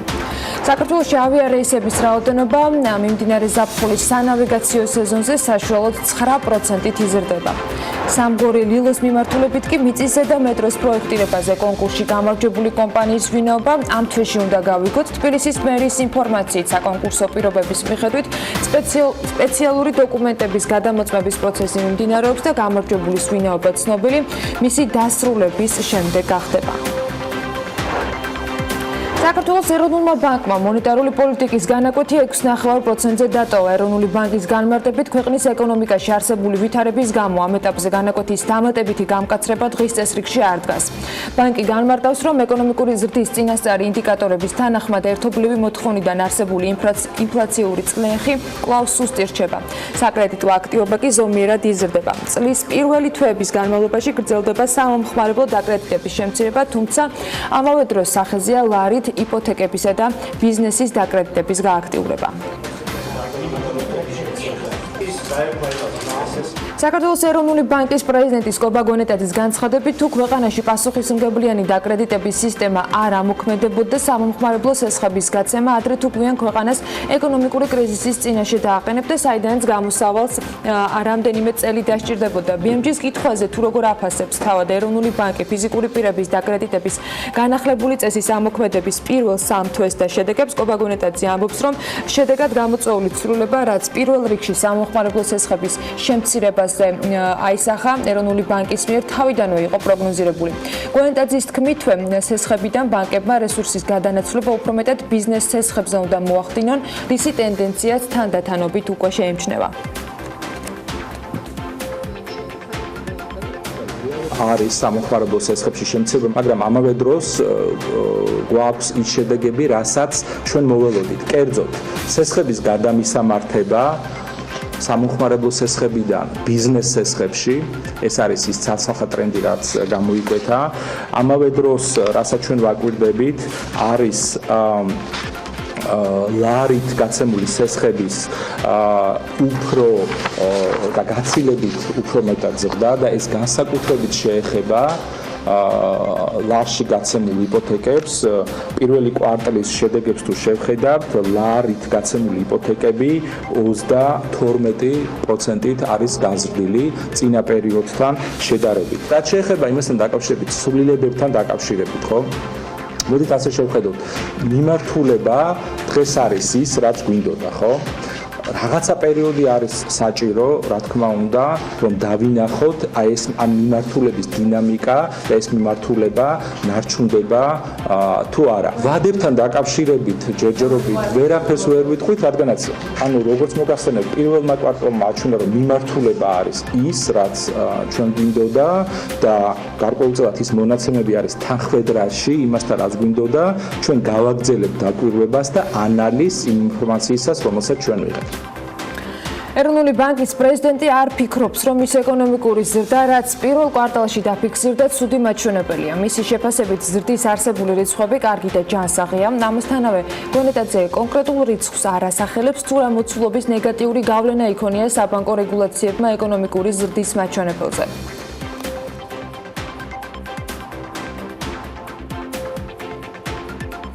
როდესაც ჩვენ საუბრობთ იმაზე, დაზარალდა თუ არა სექტორი, მოდით პირდაპირ შევხედოთ, რომ ზრდა არის საკმაოდ ნორმალური, რომელიც დღესდღეობით გვაქვს და ამასაც რო თავი გავანებოთ, ეკონომიკური ზრდის შედეგების გამოქვეყნდა, თქვათ მარტის თვეში 6% იყო, პირველ კვარტალში 4.7% იყო, რაც ფიქრობ, რომ საკმაოდ კარგი და ჯანსაღი ზრდაა და არ ფიქრობ, რომ ძალიან რამე დიდი ისეთი გავლენა ქონდა, თქვათ ამ რეგულაციას დასთან დაკავშირებით. შეფასებები ერთია, რიცხვები კი აი რას ამბობენ. საქართველოს საბანკო სისტემის მომგებიანობის მაჩვენებელი მცირდება და ეროვნული ბანკის მიერ გამოქვეყნებული სტატისტიკის მიხედვით ბანკებმა 2019 წლის პირველ კვარტალში 198.601.000 ლარის მოგების გენერირება მოახერხეს, რაც 2018 წლის იმავე პერიოდს თუ შევადარებთ 15%-ით ნაკლებია. სტატისტიკის მიხედვით ქართულმა ბანკებმა 2019 წლის პირველ კვარტალში 1.36 მილიონი ლარის შემოსავალი ნახეს და 2018 წელთან შედარებით ეს არის 10%. მეტი, თუმცა შემოსავლების ზრდის ტემპზე მეტად 18%-ით გაიზარდა ბანკების ხარჯები, რის გამოც ბანკების მოგების მაჩვენებელი შემცირდა. თბილისში მეტეხის ხიდის მიმდებარე ტერიტორიაზე არსებულ ვალუტის გადამცრელ რამდენიმე ჯიხურში ყიდვასა და გაყიდვას შორის არსებული სხვაობა 5-დან 7% პუნქტია. ეს არის ტერიტორია, სადაც განსაკუთრებით ბევრი ტურისტი მოძრაობს და არა მხოლოდ ტურისტები. შესაბამისად, სავარაუდოა, რომ კურსის მაჩვენებლით манипуლირების ფაქტები საკმაოდ მაღალი არის. თათია ჩაფიჩაძემ გუშინა ადგილზე ნახა სწორედ ასეთი ფაქტები, ახლა ის გვერდება პირდაპირ ეთერში. თათია, თუ იყო განმარტება ამ საავტო ჯიხურების წარმომადგენლების მხრიდან ამ სხვაობაზე და ასევე საინტერესოა იყო თუ არა ეროვნული ბანკის მიერ განსაზღვრული წესების შესაბამისად გამოკრული ასევე თვალსაჩინო ადგილას ინფორმაცია საყურადღებო კურსის შესახებ. მაიდნის ტერიტორიაზე ეს არის ლესელიძის ქუჩისა და მეტეხის ხიდის მიმდებარე ტერიტორია არსებულ ორ სავალუტო ჯიხურში ყიდვასა და გაყიდვას შორის არსებული სხვაობა როგორც უკვე აღინიშნა 3%-ზე მაღალია. კერძოდ ერთ შემთხვევაში 1 ამერიკული დოლარის ყიდვის ღირებულება იყო 2.63, ხოლო გაყიდვის 2.70. მეორე შემთხვევაში კი 2.63 და 2.68. მოგახსენებათ 2016 წლის ოქტომბრის შემდეგ სავალუტო ჯიხურებს ვალუტის გაცვლის კურსისა და საკომისიოს თაობაზე მომხმარებლისთვის ინფორმაციის მიწოდება ეროვნული ბანკის მიერ დადგენილი ფორმით უწევთ. ეს გადაწყვეტილებმა სებმა მაშინ მომხმარებლის შეცდომაში შეყვანის გახშირებული ფაქტების გამო მიიღო. კობაკონეტაძის ბრძანებით განისაზღვრა საყურადღებო კურსის ცნება, რაც გულისხმობს ვალუტის გადამცვლელი პუნქტების მიერ განსაზღვრულ კურსს, რა დროსაც ვალუტის ყიდვასა და გაყიდვას კურსს შორის სხვაობა 3%-ს აღემატება. ასეთი ტიპის ჯიხურებს დაევალათ, რომ მსგავსი განმარტება თვალსაჩინო ადგილას იყოს განთავსებული ისეთივე შრიფტით, როგორითაც თავად ყიდვა-გაყიდვაა ასახული. ჩვენ გუშინ ვიმყოფებოდით ამ ტერიტორიაზე, თუმცა მსგავსი ტიპის გამაფრთხილებელი ნიშნები სავალუტო ჯიხურებს გამოკრული არ ჰქონიათ, რაც შეეხება კომენტარს. ერთ-ერთ ობიექტზე აღარავინ დაგხვდა, მაღაზიის წარმომადგენლებს კი იქ მომუშავე პირების ადგილსამყოფელის შესახებ ინფორმაცია არ ჰქონდათ, რაც შეეხება მეორე ჯიხურს, მათ ჩვენთან კომენტარი არ გააკეთეს. ჩვენი კითხვის შემდეგ წარმომადგენელი უბრალოდ ადგა და ჯიხურიდან გავიდა. გამარჯობა. შეიძლება რომ გკითხოთ ყიდვა-გაყიდვას შორის ამ ხელა სხვაობა რატომ გაქვთ? უკაცრავად.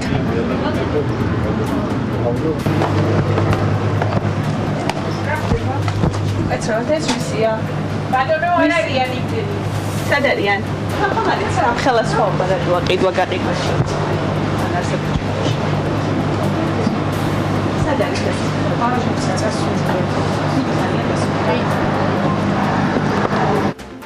თემაზე გუშინ კომენტარი ვთხოვეთ ეროვნულ ბანკსაც, როგორც გაირკვა აღნიშნულ ჯიხურს ლიცენზია უკვე შეწყვეტილი აქვს, აღსრულება კი რამდენიმე დღეში მისი დახურვით მოხდება. ჯამურად კი წესის ამოქმედების შემდეგ ეროვნული ბანკის მიერ 200-მდე ჯიხური შემოწმდა, საიდანაც სხვადასხვა დარღვევების გამო ნაწილი დაიხურა კიდეც. ეს გადამცვლელი პუნქტი შემოწმების მერე, რომელიც განახორციელა ეროვნულმა ბანკმა, არის დახურული, ანუ გამოცემულია ბრძანება ამ პუნქტის დახურვის შესახებ, რომელიც მას ჩაბარდება და ეს პუნქტი დაიხურება. 200 პუნქტი შემოწმდა და საკმაოდ ბევრი დაიხურა სხვადასხვა დარღვევების გამო. აღსანიშნავია, რომ ვალუტის გადამცვლელი პუნქტების მხრიდან მომხმარებელთა ინფორმირებულობის ვალდებულების დარღვევის გამოვლენის შემთხვევაში პუნქტის მფლობელს რეგისტრაციის გაუქმებიდან შემდეგი 2 წლის განმავლობაში არ აქვს უფლება ეროვნული ბანკს ხელახალი რეგისტრაციის მოთხოვნით მიმართოს. ამასთანავე ამ პერიოდის განმავლობაში აღნიშნული პირი არ იქნება უფლებამოსილი იყოს ვალუტის გადამცვლელი პუნქტის პარტნიორი ან აქციონერი, მმართველობის ორგანოს წევრი ან და დირექტორი. მადლობა თათია ინფორმაციისათვის. ალბათ ყურადღება მისაქცევია მსგავსი შემთხვევები, თუმცა ძალიან რთული იქნება ალბათ განსაკუთრებით ტურისტებისათვის ამ ყველაფერთან მეტი ინფორმირება მათი და მათი მხრიდან თავისთავად ამ თემასთან დაკავშირებით კიდევ უფრო მეტი ინფორმაციის მიღება დამოუკიდებლად. თავის მხრივ რეგულატორი განაგრძობს მუდმივ მონიტორინგს და ჩვენ რამდენიმე დღეს წინაც გვქონდა ინფორმაცია ამ სავალუტო ჯიხურების შემცირებასთან დაკავშირებით. ჩვენ კი სხვა თემებიც გვაქვს ჩვენი მაყურებლებისათვის. თბილისის მერია გარემოვაჭრებს უფასო ადგილებს გამოუყოფს და ქალაქის მერია აღნიშნავს, რომ სპეციალური ადგილები მთელი ქალაქის მასშტაბით 10-ვე რაიონში მოეწყობა და განმარტავენ, რომ ადგილის მოწყობაზე ტენდერი რამდენიმე დღეში გამოცხადდება და სპეციალური დახლები დამზადდება. ვენიცით რომ ბაზრობებთან დაკავშირებით მე გავაკეთე განცხადება და გამგებლებს მოუწოდე რომ გამოეყოთ ტერიტორიები იმისთვის რომ ჩვენ გვყავს ძალიან ბევრი ადამიანი ვინც ქუჩაში დგას რაც აკრძალულია და კანონით დაუშვებელია და ცდილობს რომ ის პროდუქტები რაც მოყავთ სოფელში ჩამოაქვთ რომ გაყიდონ შესაბამისად ჩვენ გვინდა რომ ამ ადამიანებს ხელი შეუწყოთ და 10-ვე რაიონში იქნება გამოყოფილი ეს ადგილები კონკრეტული ლოკაციები იქნება და კვირაში ალბათ 2-3 დღე იქნება მითითებული სადაც ამ ადამიანებს ლამაზად იქნება დახლები მოწყობილი სპეციალურად თბილისის ვიცე-მერის ირაკლი ხმალაძის განცხადებით კი მეტროპოლიტენის სარეაბილიტაციო სამუშაოები ივლისიდან დაიწყება. მან დედაქალაქის მთავრობის ხდომის დასრულების შემდეგ ჟურნალისტებთან თქვა, რომ შესაბამისი სამუშაოები ღამის საათებში განხორციელდება და მგზავრთა გადაადგილება არ შეფერხდება. მისივე განმარტებით მეტროპოლიტენის რეაბილიტაციისათვის ჯამში 100 მილიონ ლარზე მეტია გამოყოფილი. და კიდევ ერთი სიახლე გუშინდელი მთავრობის ხდომიდან თბილისის მერის კახაკალაძის განცხადებით ახალი ავტობუსები, რომელსაც მერია დედაქალაქში წლის ბოლოს შემოიყვანს, Wi-Fi სისტემით იქნება აღჭურვილი და ავტობუსებში უფასო ინტერნეტით სარგებლობა გახდება შესაძლებელი. კალაძე აღნიშნავს, რომ ავტობუსები Wi-Fi-ის გარდა თანამედროვე სტანდარტის ინტეგრირებული გათბობის, კონდიცირებისა და ვენტილაციის, ასევე საინფორმაციო ხმოვანი სისტემებით, ვიდეო მონიტორინგის სისტემით და USB დამტენებით იქნება აღჭურვილი. კიდევ დაუბრუნდებით დედაქალაქის მერიას და გუშინ გაკეთებულ განცხადებებს, თუმცა იქამდე ძალიან საინტერესო ამბავი ავტომობილებისადმი განსაკუთრებული დამოკიდებულება საქვეყნო ცნობილი ამბავი არის. ავტომობილის სიყვარული ბევრისთვის ოჯახის წევრის სიყვარულსაც კი უტოლდება ხოლმე, მათ შორის ქართულ გრამატიკაშიც კი განსხვავებული დამოკიდებულება ჩნდება ავტომობილების მიმართ. ცნობილია ისიც, რომ ავტომობილის მოვლა ცალკე საქმეა, რომელსაც საქართველოში ძალიან ბევრი შემთხვევაში უამრავი პრობლემა უკავშირდება. ნომერ პირველი პრობლემა კი ამ სფეროში სერვისი ეხება. რთული და ხანდახან შეუძლებელი არის, რომ მოსაწონი ხელოსანი თუ ავტოსერვისი ვიპოვოთ. ამ პრობლემის გადასაჭრელად კი ქვეყანაში 4 წლის წინ Fast and Shine გამოჩნდა, რომელთან დაკავშირებითაც უფრო მეტი დეტალის გარკვევას ნინი ლონგურაშვილი ცდილობდა და ახლა მისგან გავარკვევთ რა მოიკვლია და რა კომფორტია საუბარი. კომპანია Fast and Shine საქართველოში 4 წლის წინ გამოჩნდა და ის უკვე გერმანული კომპანია Leder Zandtramის ოფიციალური წარმომადგენელია. მისი საქმიანობა საქართველოს ბაზარზე რამდენიმე კომპონენტს მოიცავს. ავტომობილის ინტერიერისა და ექსტერიერის მოვლა დასუფთავება და დიზაინი, ტყავის ნივთების რესტავრაცია, დითეილინგ აკადემია, სადაც გერმანიაში სერტიფიცირებული სპეციალისტები ახალგაზრდებს შეასწავლიან მანქანის მოვლას უახლესი მეთოდებითა და საშუალებებით. ჯერჯერობით აკლია საქართველოს განვითარება იმ დონეზე, რომ ჩვენ ვისაც ვიყვანთ ხელოსნებს, უკვე ჩვენ თვითონვე ვასწავლით და ვცდილობთ, რომ უფრო მეტი და განვითარებას ვცდილობთ, და ამას სჭირდება ყველაფერი დრო, იმიტომ რომ ჩვენთან ეს თვითონ ეს დიტეილინგი დაინერგა, ალბათ ვიტყვი, რომ პირველად ჩვენ დავნერგეთ ეს და სავარაუდოდ, ერთი 7-8 თვე არის, რაც ეს დიტეილინგი შემოვიდა. კომპანიის დამფუძნებლებმა ეს პროცესი ევროპაში ისწავლეს, სადაც თავად ესწრებოდნენ ტრენინგებს და სემინარებს. საქმიანობა დაიწყეს ქიმწმენდით და ავტოდითეილინგამდეც მივიდნენ. შესაბამისად, ბიზნესი განვითარებას და ფინანსურ მოგებას არ უჩივის. კომპანია დღეში დაახლოებით 25 ავტომობილს ემსახურება. ავტომობილის ქიმწმენდაზე უფრო დიდი მოთხოვნა. აგრეთვე პოლირებებზეც არის მოთხოვნები. სედანი ჯდება 120-დან 150 ლარამდე სუნთლიანად. ჯიპი ჯდება 180-დან 150 ლარამდე. გააჩნია 3 ადგილიანი ან 2 ადგილიანი. 24 საათი ჭირდება მანქანას, იმიტომ რომ გაშრობაში მიდის უფრო დიდი დრო. Fast and Shine არა მარტო ავტომობილის მოვლა გასუფთავებას, ტყავის აღდგენა რესტავრაციასაც უზრუნველყოფს, რომელსაც ტყავზე მომუშავე პროფესიონალ კადრს ანდობენ.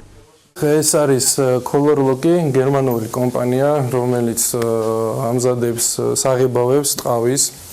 ჩვენ ვართ ოფიციალური დისტრიბუტორები, წარმომადგენლები საქართველოში. რაც ტყავია, ნატურალური ტყავი, ყველაფერს ვაკეთებთ. ანუ თუ ძალიან დაზიანებული არ არის და დამწვარი არ არის და უკვე სულ გადასაგდებია, მაგას არაფერი არ ეშველება. ჩანთებსაც ვაკეთებთ, ქურთუკებსაც ვაკეთებთ. და ტყავის რესტავრაცია, სალონები, მანქანების, სავარძლები და ასე შემდეგ, რაც ტყავს ეხება. დღეს კომპანია Fast and Shine 2 ფილიალით არის წარმოდგენილი ბაზარზე და გაფართოებასაც გეგმავს. მათი მიზანი საქართველოში სფეროს განვითარება და პროფესიონალი დითეილერების აღზრდა. გუშინვე კახაკალაძემ მის მოადგილეს მთელი ქალაქის მასშტაბით ეგრეთ წოდებული რეიდების დიდი სიხშირით ჩატარება დაავალა. რეიდები სამშენებლო ობიექტებზე გაუფრთხილებლად დაიგეგმება. თბილისის მერი ამბობს, რომ მიდგომების გამკაცრება აუცილებელია იმისთვის, რომ მშენებლობაზე დასაქმებულ პირთა უსაფრთხოება მაქსიმალურად დაცული იყოს. ვინ და როგორ უნდა გააკონტროლოს უსაფრთხოება? თათია ჩაფიჩაძე მოიკითხა თემა. მინდა, რადგან ჩვენ მშენებლობას შევეხეთ, ძალიან მნიშვნელოვანი არის კიდევ უფრო გავამკაცროთ ჩვენი მიდგომები და დამოკიდებულება. დედაქალაქის მერია სამშენებლო ობიექტებზე არსებული ნორმების შემოწმებას იწყებს. თბილისის მერმა კახაკალაძემ მუნიციპალიტეტის მთავრობის ხდომაზე ნორმების გამკაცრება დასაქმებული მოქალაქეების უსაფრთხოების დაცვის მიზნით ახსნა. მოადგილეს კი ეგრეთ წოდებული რეიდების ჩატარება მთელი ქალაქის მასშტაბით მეტი სიხშირით დაავალა. ჩვენ გასულ წელს მნიშვნელოვანი ცვლილებები განვახორციელეთ, გავამკაცრეთ რეგულაციები, თუმცა კიდევ ერთხელ ვიმეორებ, რომ აუცილებელია კიდევ უფრო მეტი ყურადღება, აუცილებელია ეგრეთ წოდებული რეიდების ჩატარება, რომ ყველასთვის მოულოდნელი იყოს იქ მისვლა და გადამოწმება, რომ კიდევ ერთხელ ადამიანებმა ყველამ გაითავისოს თუ რამდენად მნიშვნელოვანია თითეული ადამიანის სიცოცხლე. ეს უნდა გაითავისოს როგორც დამსაქმებელმა, ვინც თვითონ კონკრეტულ პროექტს ახორციელებს, დამკვეთმა რა თქმა უნდა და თვითონ ის ადამიანები, ვინც მუშაობს, რა თქმა უნდა, მათაც უნდა გაისაზრისონ ეს ყველაფერი. დაანონსებულ რეიდებში ახალს ვერაფერს ხედავენ თავად სამშენებლო კომპანიების წარმომადგენლები. არსის აღმასრულებელი დირექტორი თორნიკე აბულაძე აცხადებს, რომ შემოწმებები 6 თვიანი ინტერვალით აქამდეც ხდებოდა. გახშირებული კონტროლი კი თავისთავად სამშენებლო ობიექტებზე უსაფრთხოების სტანდარტების ამაღლებას განაპირობებს. აბულაძე მთავარ პრობლემად მერიის მხრიდან გაზრდილ ბიუროკრატიას მიიჩნევს. რეიდებით, ასე ვთქვათ, დიდ ასე ვთქვათ, პრობლემას ასეთ მშენებლობას ვერ შეუქმნიან. საუბარი არის იმაზე, ვინც ასე ვთქვათ, იმ წვრილ მშენებლობებზე ან ისეთ მშენებლობებზე, სადაც ეს ასე ვთქვათ, ორგანიზებული კარგად არ არის, ისინი უფრო ყურადღებით იქნებიან, იმიტომ რომ თუ აქამდე დაუშვათ 6 თვეში ერთხელ ხდებოდა ხოლმე ასეთი შემოწმება, შეიძლება ეხლა მოხდეს დაუშვათ 4 თვეში ერთხელ ან 3 თვეში ერთხელ.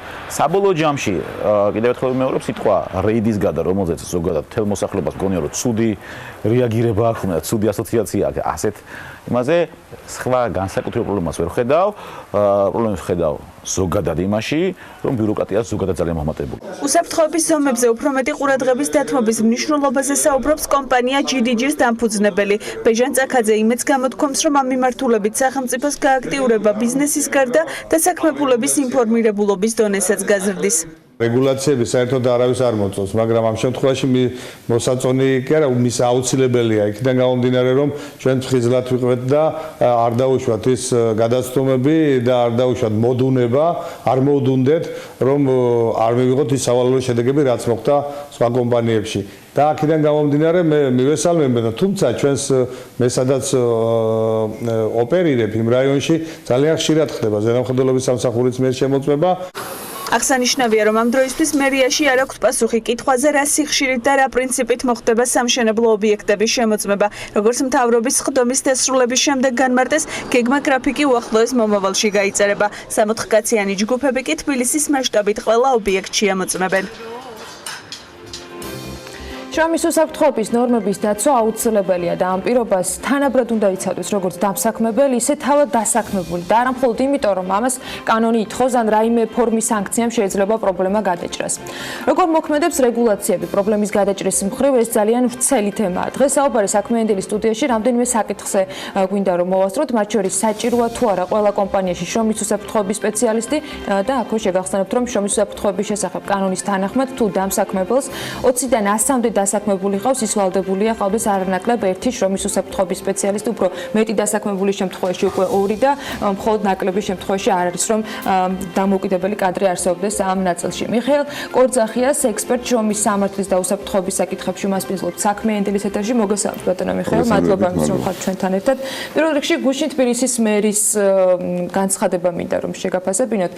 ჯერჯერობით მერიაშიც არ არიან ამ თემასთან დაკავშირებით. ბოლომდე ჩამოყალიბებულები რა სისტემით შეიძლება იმუშაონ, იმიტომ რომ განცხადებიდან რამდენიმე საათში მოვიკითხეთ ასევე შესაბამისი სამსახურების პოზიცია, მაგრამ თქვენ როგორ აფასებთ ამ რეიდების გამოცხადებას, რა შეიძლება მოყვეს ამას დადებითი კუთხით და რამდენად შეიძლება იყოს ეს ერთჯერადი რეიდი, რაიმე პრობლემის აღმოფხვრვის შესაძლებლობა? საინტერესოა, რა თქმა უნდა, განცხადება, უბრალოდ საინტერესო არის ამავე დროს კითხვის ფონზე, როდესაც რეიდების ფორმა, რომელიც არ ვიცი, თქვა, სავარაუდოდ იგივე კანონმდებლობას უნდა ეყრდნობოდეს ალბათ, მაგრამ ალბათ კითხვა ისმის ამასთან დაკავშირებით, რომ აქამდე რეიდები არ ხდებოდა. ან თქვა, აქამდე თუ იყო, თქვა, 6 თვეში ერთხელ, ეხლა სიხშირე თუ გავზარდეთ და 3 თვეში ერთხელ, ან ყოველდღიურად გავაკეთოთ რეიდები, როგორ მოგვარდება თუ არა ეს პრობლემა. ამიტომ საინტერესო არის თქვა ინიციატივა, რომელიც ხოლმე დეკლარირებულია, როგორ იქნება პრაქტიკულად ასახული და ყველაზე მთავარი, ეყოფა თუ არა რესურსი ამა თუ იმ აკონტროლებელ ორგანოს.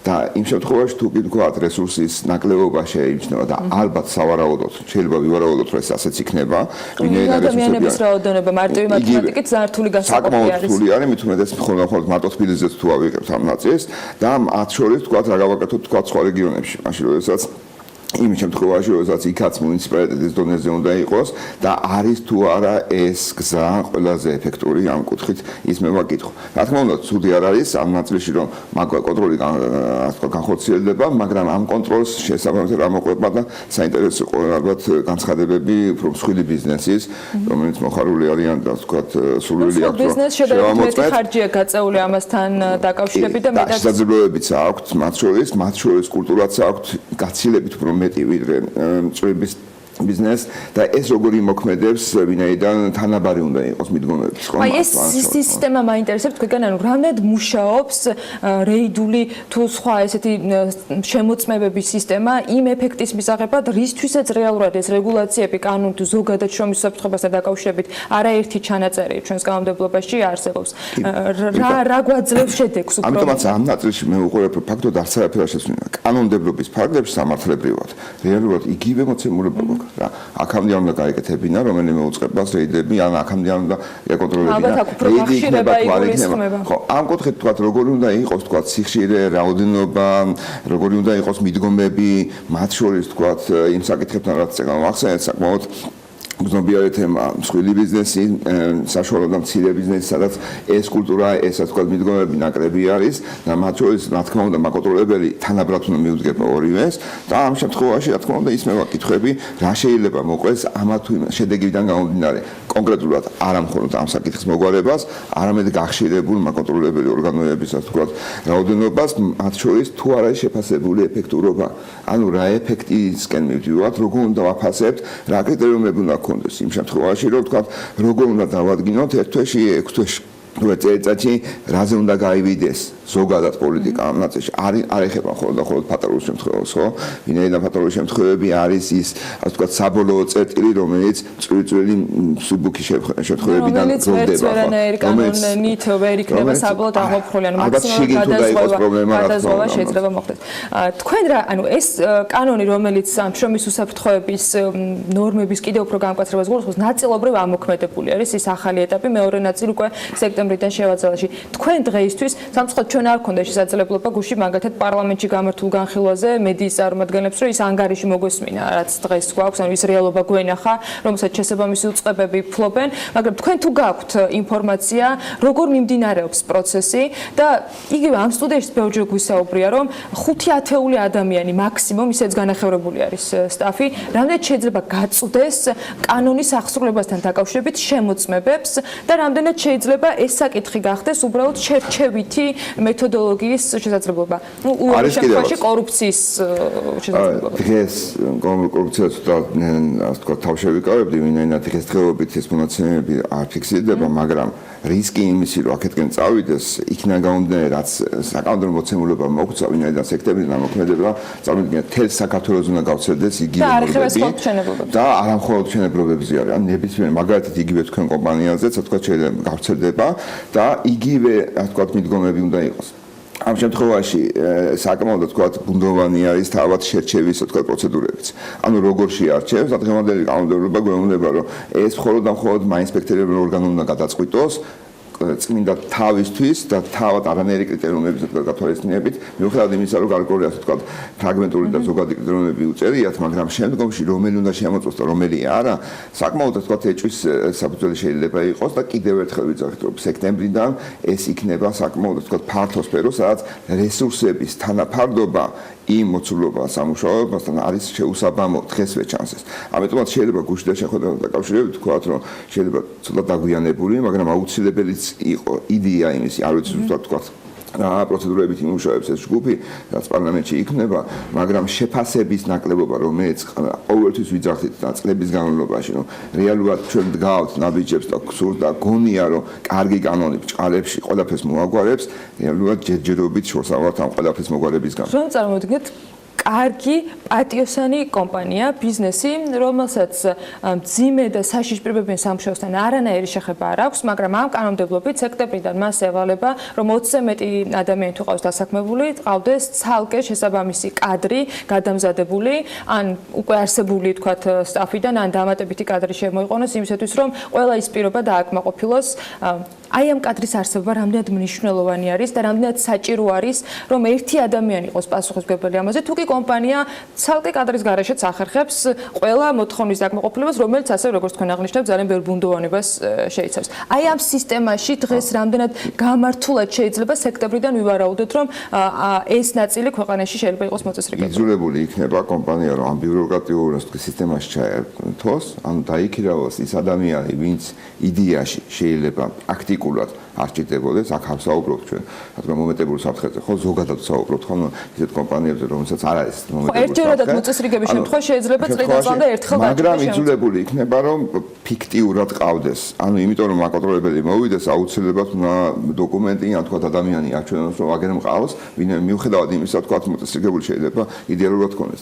მათ შორის მეორე პრობლემა, რომელიც ასეთი კადრების ერთ წამში დაბადება არ ხდება და დღევანდელი მოცულობებით, ვინმე კარგად ვიცნობ იმ საგანმანათლებლო სისტემას, როდესაც ამზადებენ ამ კადრებს, შეუძლებელია ალბათ რამდენიმე წელი დასჭირდება ამ ჩანაწერის სისულეში მოყვანას, ვინაიდან ალბათ მაქსიმუმ წელიწადში რესურსიდან გამომდინარე 1000 ადამიანზე შეიძლება იყოს გათვლა, მაქსიმუმ, მაშინ როდესაც წარმოვიდგინოთ რამდენი კომპანია არსებობს საქართველოში და როგორ შეიძლება ეყოს რესურსი, ადამიანური რესურსი, არ დააკმაყოფილოს მხოლოდ ეს ჩანაწერი. რამდენად არის ეს კანონი? ოქტომბრის 1 სექტემბრიდან აქვს და ოქტომბრის 1 რიცხვში სახელმწიფომ რომ მოახერხოს შემოწმებლების რესურსის მობილიზება ისეთი რაოდენობით, რომ თუნდაც მე-13 კომპანიების დაფაროს და შეამოწმოს, რა რეალობის წინაშე დავდგებით. ძალიან მარტივად იქნება გაფრთხილება პირველი, რომ აუცილებლად უნდა გავდეთ, ალბათ მისცემენ ვადას და ნოემბერში ვერც ნოემბერში, ვერც დეკემბერში და ვერც შემდგომი ალბათ სავარაუდოდ შემდეგი წლის ნოემბერში ვერ მოახერხებთ, რაც გამოიწვევს ასე ვთქვათ აუცილებლად დაჯანიმებას. ანუ ჩვენ შევდივართ იმ შედეგი რაც იდეაში კანონს უნდა ქონდეს, რომ სწორედ ადამიანების სიცოცხლის უფლება, მათი ჯანმრთელობის უფლება იყოს დაცული, ამ ნაწილში რამდენად არის თქვა აი ეს არის ერთ-ერთი მიდგომა იმ კუთხით რომ ასეთი ჩანაწერით იყო ასე ვთქვათ იმედი რომ ადამიანის არსებობა ამ მიზანს მიაღწევინებს შეიძლება ეს არის ასე ვთქვათ წილად ასე ვთქვათ არგუმენტი ამ ნაწილში რომ ადამიანი გჭირდება იმისთვის რომ მოგიწესრიგოს ყველაფერი მაგრამ მეორე არის მოცემულობა რა გვაქვს პრაქტიკული ანუ ბაზარზე რა ხდება ანუ აი ნაწილში თუ როგორი არის მიდგომები მათ შორის იგივე მერმაც განაცხადა რომ არა მხოლოდ დამსაქმებელზეა საუბარი არამედ დასაქმებულსაც უნდა გაითავისოს. კიდევ უფრო ასე ვთქვათ რთული არის იმ ნაწილში, ვინაიდან დასაქმებულების შემდგომში ასე ვთქვათ იმ დიდ არმიასთან ასე ვთქვათ მუშაობა იმ კუთხით რომ რა როგორ უნდა გაითვალისწინოს, საკმაოდ გრძელვადიანი არის და საკმაოდ რთული არის ამ ნაწილში, რომ რთული არის თავის მოცემულობით და არა იმიტომ რომ ვთქვათ არ გაითვალისწინებენ. რომ დრო სჭირდება, შემდგომში სჭირდება კულტურის ამაღლება, მათ შორის როგორ უნდა იყოს, თქვა დამოკიდებულება, ურთიერთდამოკიდებულება და ეს ამოგლეჯილი უსაფრთხოების მომენტში მხოლოდ ალბათ არა საკმარის ვინაიდან უსაფრთხოების გარშემო პარალელური პროცესები საკმაოდ რთულია. მათ შორის იგივე თქვა დამატებითი სამუშაო საათების ნაწილში, იგივე თქვა გადახდილობა, იგივე ატმოსფერო თქვა სამუშაო ადგილზე, იგივე თქვა სოციალური ფაქტორები, რომელიც შეიძლება თქვა ოჯახური ფაქტორებიდან გამომდინარე, ასე თქვა პარალელურად გაგრძელებადი იყოს სამუშაოზე და ასე შემდეგ. ეს იმდენად კომპლექსურია, რომ მხოლოდ ეს გამოგრეჯილი რომ აუცილებლად ეხლა რაღაცა ტექნიკოს აგიხს ვიღაცა მომიგვალებს და ამით ასე ვთქვათ ბედნიერები ვიქნებით სამწუხაროდ ვერ გვარდება ეს ამიტომაც არის და შეიძლება ვთქვათ შევაფასოთ გუშინდელი შეხვედრა სადაც ვიცი არ ვიყავი მაგრამ დადებით ვხედავ ამ ნაწილში რომ რეალურად ჩვენ გვაკლია სამუშაო ჯგუფი სადაც პარლამენტში იქნება გვაკლია ალბათ თემატურად და შინაარსობრივად ჩავდეთ სიღრმისეულ პრობლემებს და მხოლოდ ფონს არ გავიდეთ იმით და მე არ ვიამაყოთ რომ ეხლა ერთი კანონი მივიღეთ ეხლა მეორეს მივიღებთ და ამით ასე ვთქვათ ამ ჯგუფისათვის რამდენად არის გამოწვევა მათ შორის შესაბამისი კადრების მომზადება თუნდაც ინსპექტორების ნაწილში რომლებიც შეამოწმებენ და რამდენად მოსწრებადი არის ხვალიდან რომ დაიწყოს გადამზადება თუნდაც ან არსებობდეს ნება რომ მეტი ხარჯი გაწიოს სახელმწიფო ბიუჯეტიდან ასეთი კადრების არსებობის მათი დასაქმების და შემდეგ რა თქმა უნდა მუდმივად პროფესიული გაზრდისათვის რამდენი ადამიანი ჭირდება მინიმუმ ამ აკონტროლებენ ორგანოს როგორც თქვა საერთაშორისო სტანდარტია დაახლოებით 100-მდე ასე თქვა რასაც გვეუბნება საერთაშორისო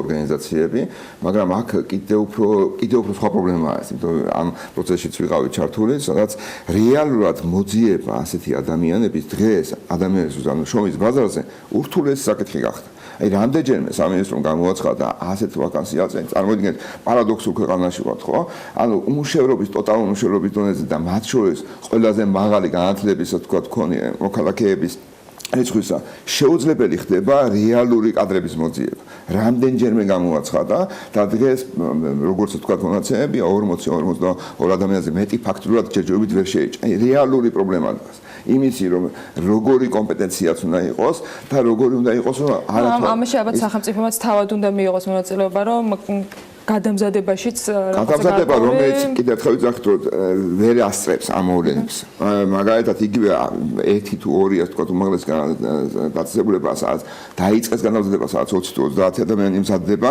რომელსაც შედეგს მოგწევს 3 წლის შემდეგ დანარჩენი თქვა სექტორი რომელიც არაფორმალური განათლების ნაწილში რომელიც მხოლოდ სპეციალისტებს ამზადებს რომელიც კომპანიებისთვის არის დაახლოებით ალბათ 10 კომპანია რომელიც ამაზე მუშაობს და ამზადებს რომელიც მაქსიმუმ შედეგი შეიძლება წელიწადში იყოს 1000 ადამიანი მაშინ როდესაც თქვა როგორ შეიძლება გეგმას დადებს და რა სამუშაო ჯგუფს დადებითად შეიძლება შევხედოთ თავარია შინაარსობრივად რას გულისხმობენ ამ სამუშაო ჯგუფში და თუ საინტერესო არის და იმედია რომ ამ კითხვებზე გვექნება შესაძლებლობა რომ მივიღოთ პასუხი საინტერესო იყო მათ შორის ანგარიში რომელიც ამ შეხვედრაზე გუშინ პარლამენტში იყო წარმოდგენილი და რომელზეც გადაწყდა სწორედ სამუშაო ჯგუფის შექმნა იმედია გვექნება ხელმისაწვდომობა ყოველ შემთხვევაში რა ვიცი რატომ შეიძლება იყოს გავს შეხვედრები დახურული და ამოუცნობი რჩება ჩემთვის მადლობა მიხეილ ორძახიას სტუმრობისათვის ექსპერტი შრომის სამართლისა და უსაფრთხოების საკითხებში იყო საქმიანი დილის სტუმარი ჩვენ კი მარიამ ადამიანს უნდა შემოგვიერთდეს მფრინავი პარლამენტარების თემით ამ სათაურით გამოცემა Forbes Georgia-მ გამოაქვეყნა რეიტინგი და იმ დეპუტატების სია რომლებიც ყველაზე ხშირად მიფრინავენ მივლინებაში საზღვარგარეთ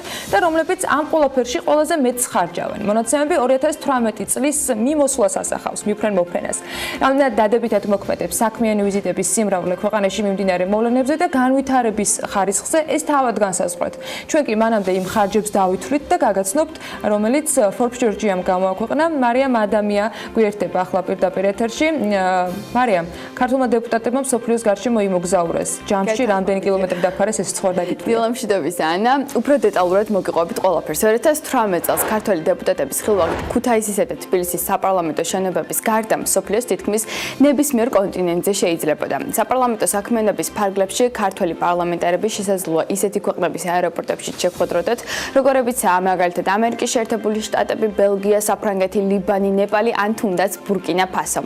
საერთაშორისო ვიზიტების სადეპუტატო ცხოვრების თანხლები ნაწილია, თუმცა ის, რაც ტელევიზორების ეკრანებზე არ ჩანს, კარგადაა ასახული ბიუჯეტის დოკუმენტებში.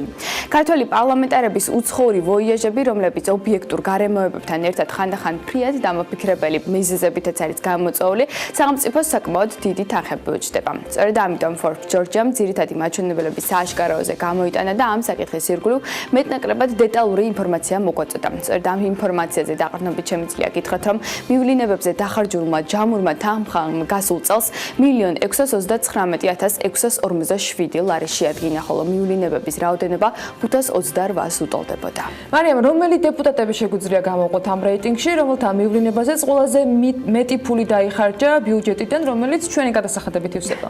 ანა, ვიდრე პასუხს გაგცემ, გეტყვით, რომ ამ შემთხვევაში დათვლილია მხოლოდ საერთაშორისო მივლინებები და ისიც გასული წლის მონაცემები.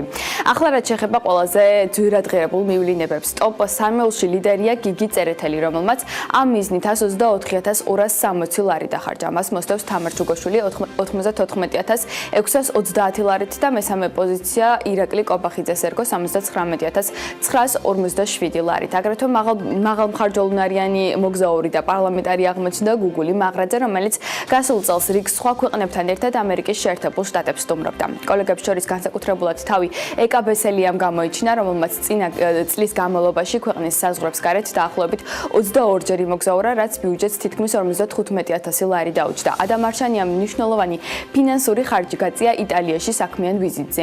ენძელა მაჭავარიანს საქმე სამხრეთ კორეაში აღმოაჩნდა. დიმიტრი ცქიტიშვილს კი პირდაპირ ბურკინა-ფასოში. ტენდენციას არც ზაქარია ქუცნაშვილი ჩამოუვარდა, რომლის ერთ-ერთი მიმართულება ლიბანი გახდათ. გიგი ჭიჭინაძემ გასულ წელს ჩინეთი მოინახულა, თინათინ ბოგუჩავამ კი ნეპალი. ეს არის ცხადია მხოლოდ მცირე ჩამონათვალი იმ მივლინებებისა, ანუ რაც გადახორციელეს წინა წელს დეპუტატებმა, რადგან როგორც აღნიშნე, ქართველი დეპუტატების ხილვა მსოფლიოს თითქმის ყველა კონტინენტზე იყო შესაძლებელი 2018 წელს, 2019 წელსაც მოვიკითხავთ, როგორც კი დაიდება დოკუმენტები. მნიშვნელოვანი ის არის, რა შედეგებით ბრუნდებიან თორემ მივლინებებში პრობლემა მე მგონი არაფერი უნდა იყოს და მათ შორის არც ხარჯებში, რომელიც საქმიან ვიზიტებში იქნება გაწეული. აი შედეგების მოკითხვასთან დაკავშირებით კი ნამდვილად არ დავზარდებით არც დეპუტატებს და არც სხვა რომელიმე მიმართულებით სახელმწიფო სტრუქტურების წარმომადგენლებს, თუ სხვათა შორის ბიზნესებს, რომლებიც ძალიან ბევრ საინტერესო საქმეს და პროგრამას გვიანოსებენ ხოლმე. ახლა წინ მცირე სარეკლამო პაუზა გველოდება და კიდევ ერთ ძალიან საინტერესო თემაზე სასაუბროთ რამდენიმე წუთში დაგებრუნდებით.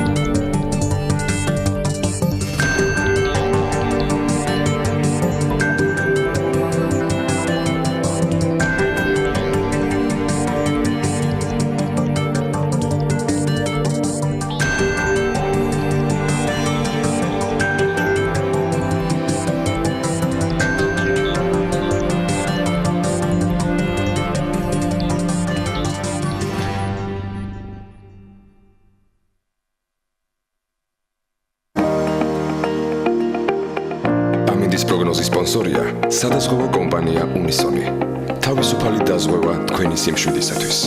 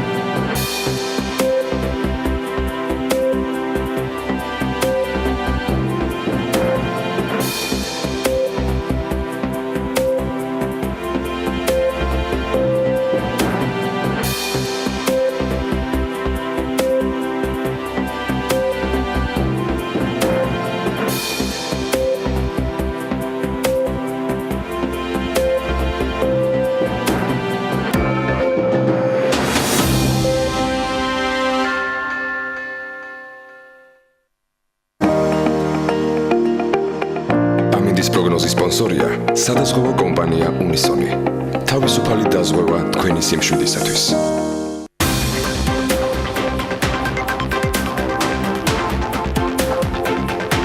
კაცესთან ერთად დავბრუნდით საქმიანი დილის ეთერში. გვერდება თათია ჩაფეჩაძე ძალიან საინტერესო თემით. საქართველოში არსებული 127 ავტოსადგურიდან 96 მესამე კლასის არის, რაც იმას ნიშნავს, რომ სადგურების უმეტესობა თანამედროვე მოთხოვნებს ვერ აკმაყოფილებს.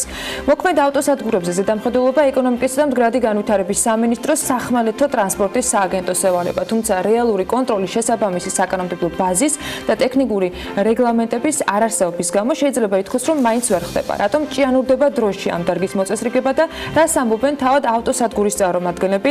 სწორედ თათია ჩაფეჩაძემ შეეცადა, რომ ყველას პოზიცია დაეფიქსირებინა საქმიანი დილის მაყურებლისათვის. თათია, კიდევ ერთხელ მოგესალმებით და გისმენთ. დილა მშვიდობის კიდევ ერთხელ დარგის მოწესრიგებაზე აქტიური განხილვები ჯერ კიდევ 2015 წლიდან დაიწყო, თუმცა დღემდე რეალური რეფორმა არ დაწყებულა. შედეგად კი ქვეყანაში არსებული ავტოსადგურების უმეტესობა ვერანაირი კრიტიკას ვერ უძლებს.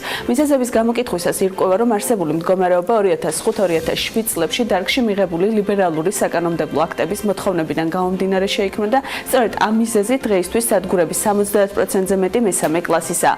ავტოსადგურების წარმომადგენლების საქალაქთაშორისო გადაყვანების თვალსაზრისით კომპლექსური რეფორმის დაწყების აუცილებლობაზე უკვე დიდი ხანია საუბრობენ. კერძო ბიზნესის წარმომადგენლების ნაწილი აცხადებს, რომ თუკი დარგი კანონს არ დაექვემდებარება, წესრიგი ვერ დამყარდება. ამ მხრივ ერთ-ერთი აქტიურია დიდუბის ავტოვაგზალის გენერალური დირექტორი ნესტორ მიქატაძე ამბობს, რომ მათი ტერიტორია დღეისთვის პირველი კლასის სერტიფიკატს ფლობს, თუმცა ასევე სრულმზადყოფნას გამოთქვამს ტერიტორიაზე დამატებითი ინვესტიციების განხორციელებასა და მგზავრებისთვის თანამედროვე სერვისის მიწოდებაზეც. გამგაცდეს ეს კანონური პირობები, მეტი იყოს ჩვენ ვართ მზად ამისათვის, რომ დამატებითი ინვესტიციები განვახორციელოთ, დავაკმაყოფილოთ ის პირობები, რომელიც საჭირო იქნება მგზავრთა გადაყვანისათვის უკეთესი სერვისის შეთავაზების პირობების გაუმჯობესებისათვის. აქვე აღნიშნავ, რომ მხოლოდ ავტოსადგურების შესახებ კანონის გამკაცრება ვერ უშველეს ამ დარგში არსებულ მდგომარეობას, აქვე უნდა იყოს პარალელურ რეჟიმში მიღებული კანონი მგზავრის გადაყვანის შესახებ, რომელიც სამსახად კანონის ქვეშ მოაქცევს ყველა მგზავრს გადამყვანს. მეორე მნიშვნელოვანი საკითხი, რაზეც დიდუბის ავტოვაგზალის წარმომადგენლები აქცენტს აკეთებენ, უკავშირდება კანონიერი გადასახადების გადამხდელების გარდა ტერიტორიაზე მომუშავე იმ პირებს, რომლებიც ასევე მგზავრთა გადაყვანას აღურიცხავი ტრანსპორტით აწარმოებენ. თუ ვინმე ერთხელ მაინც მოხვედრილა დიდუბის ავტოსადგურის ტერიტორიაზე, მათთვის ალბათ ცნობილია, რომ ტერიტორიის წინ დგას სხვადასხვა ტიპის ავტოსატრანსპორტო საშუალებები, რომლებიც რეალურად არანაირ გადასახადებს არ იხდიან და ისეთივე საქმიანობას ეწევიან, როგორც აღრიცხული და ბიუჯეტში გადასახადების გადამხდელი პირები. მიქაუტაძე ირწმუნება, რომ დღიურად დიდუბის ავტოსადგურის ტერიტორიიდან სხვადასხვა მიმართულებით ასეთი 300-მდე მანქანა გადის. არსებული ვითარების შესახებ დიდუბის ავტოსადგურის გენერალურმა დირექტორმა სახმელეთო სატრანსპორტო სააგენტოს ეკონომიკის სამინისტროსა და პრემიერ-მინისტრსაც კი 2015 წლიდან დღემდე არაერთი წერილი მისწერა, თუმცა რეაგირება ამ დრომდე არ მომხდარა. კანონიერი ბიზნესი ამ შემთხვევაში გარკვეულწილად არის დაჩაგრული, ხოლო უკანონო ბიზნესი არის ახალისებული. გარდა იმისა, რასაც აწარმოებს მგზავრთ გადაყვანას, არაოდენობის მგზავრთ გადაყვანას აწარმოებს კანონიერი ავტოსადგურები. შემიძლია გითხრათ, რომ ერთი იმდენი მგზავრი გადაყავს აღურიცხავ მანქანებს. ეს ზიანს აყენებს, არას აყენებს, არა მარტო კანონიერ მეწარმეებს, არა მარტო ავტოსადგურებს, არამედ ზიანს აყენებს სახელმწიფო ბიუჯეტს. ამის შესახებ ჩვენ ხონდა საუბარი წერილები გვაქვს მიწერილი სახმელეთო ტრანსპორტის სააგენტოზე, ეკონომიკის სამინისტროზე, სხვადასხვა დროს, სხვადასხვა უწყებების დროს მოდიოდა პასუხები, რომ მზადდება კანონებში ცვლილების შეტანის პაკეტი, თუმცა ეს ცვლილება ჯერ არ ყოფილა. გარდა დიდუბის ავტოსადგურისა ჩვენ ვიმყოფებოდით ნავთლუღის სადგურის ტერიტორიაზე, სადაც მდგომარეობა ყოველგვარი გადაჭარბების გარეშე უმძიმესია, არანაირი ტიპის ინფრასტრუქტურა არ არსებობს და გარშემო საშინელი ანტისანიტარია. სატელევიზიო კომენტარის გაკეთებაზე მეპატრონეებმა უარი გითხრეს, თუმცა პირად საუბრებში აცხადებდნენ, რომ სადგურის მოსაწყობად საჭირო რესურსის მიღება ბანკიდან უნდოდა, თუმცა სესხზე უარი ეთქვათ. ასევე ამბობენ იმასაც, რომ რიგი საკითხების მოგვარება, მათ შორის ისეთი, როგორიცაა საპირფარეშოს მოწყობა ამ დრომდე მერიასთან და კომპანია GVP-სთან გართულებული ბიუროკრატიული პროცედურების გამო ვერ მოხერხდა. სადგურებზე არსებული მდგომარეობა რბილად რომ ვთქვათ მიუღებელია მოსახლეობისთვის და მისი სტუმრებისთვისაც, რომლებიც შესაბამის ორგანოებს დროული რეაგირებისკენ მოუწოდებენ. ბატონ კალაძეს გადაეცით, გამოვიდეს მეტროდან ჩამოყვეს აქამდე და ცალხელს მოაჭამს ვინმე არაშენ აქეთ წამოდი ქუთაისში არა აქეთ წამოდიო ბარდაგი არის რა მოსაწოდეა არ არის აქ ძალიან ძველებური, ასე ვთქვათ, კომუნისტების დროინდელი. ანტისანიტარია საქართველოში საერთოდ ზოგადად.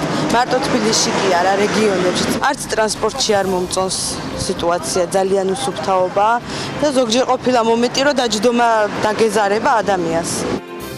თემაზე ბოლო კომენტარი ორიოდე კვირის წინ ეკონომიკის იმჟამინდელმა მინისტრმა გიორგი ქობულიამ გააკეთა ავტოსადგურების ლიცენზირებისა და ამიმართულებით შესაბამისი კანონის მიღებაზე დასმული კითხვის საპასუხოდ ქობულიამ აღნიშნა, რომ საქალაქთა შორისო გადაყვანების თვალსაზრისით კომპლექსური რეფორმა იწყება, რომელიც შეეხება როგორც ავტოსადგურებს, ასევე გადამყვან კომპანიებს. დაწესდება ახალი სტანდარტები თუ როგორი უნდა იყოს ავტოსადგურების იერსახე და ავტოგადამყვანებში მომსახურების დონე. ქობულიას განცხადებითვე სამინისტრო რეფორმის სტანდარტიზაციას და საგზაო რუკას უკვე საზღვრავს, ხოლო რეფორმის დანერგვა მომდევნო 2 წელს მოიცავს. მეტი დეტალის გარკვევას ვაპირებდით ჩვენი სტუმრისგან, ეკონომიკის სამინისტროს წარმომადგენლებს ველოდებოდით 2 დღის განმავლობაში საქმიანი დილის ეთერში, თუმცა სამწუხაროდ გუშინ დღის ბოლოსკენ უარი გვეთქვა სამინისტროს და სტუმრის გამოგზავნას და ჩვენთან ერთად დღეს კი იმყოფება გელა კვაშილავა, გაეროს ექსპერტი ტრანსპორტისა და საგზაო უსაფრთხოების საკითხებში. მოგესალმებით კიდევ ერთხელ, მადლობა თქვენი დროისთვის და იმისთვის, რომ დილიდან ჩვენთან ერთად იმყოფებით და მეტად საინტერესო თემაზე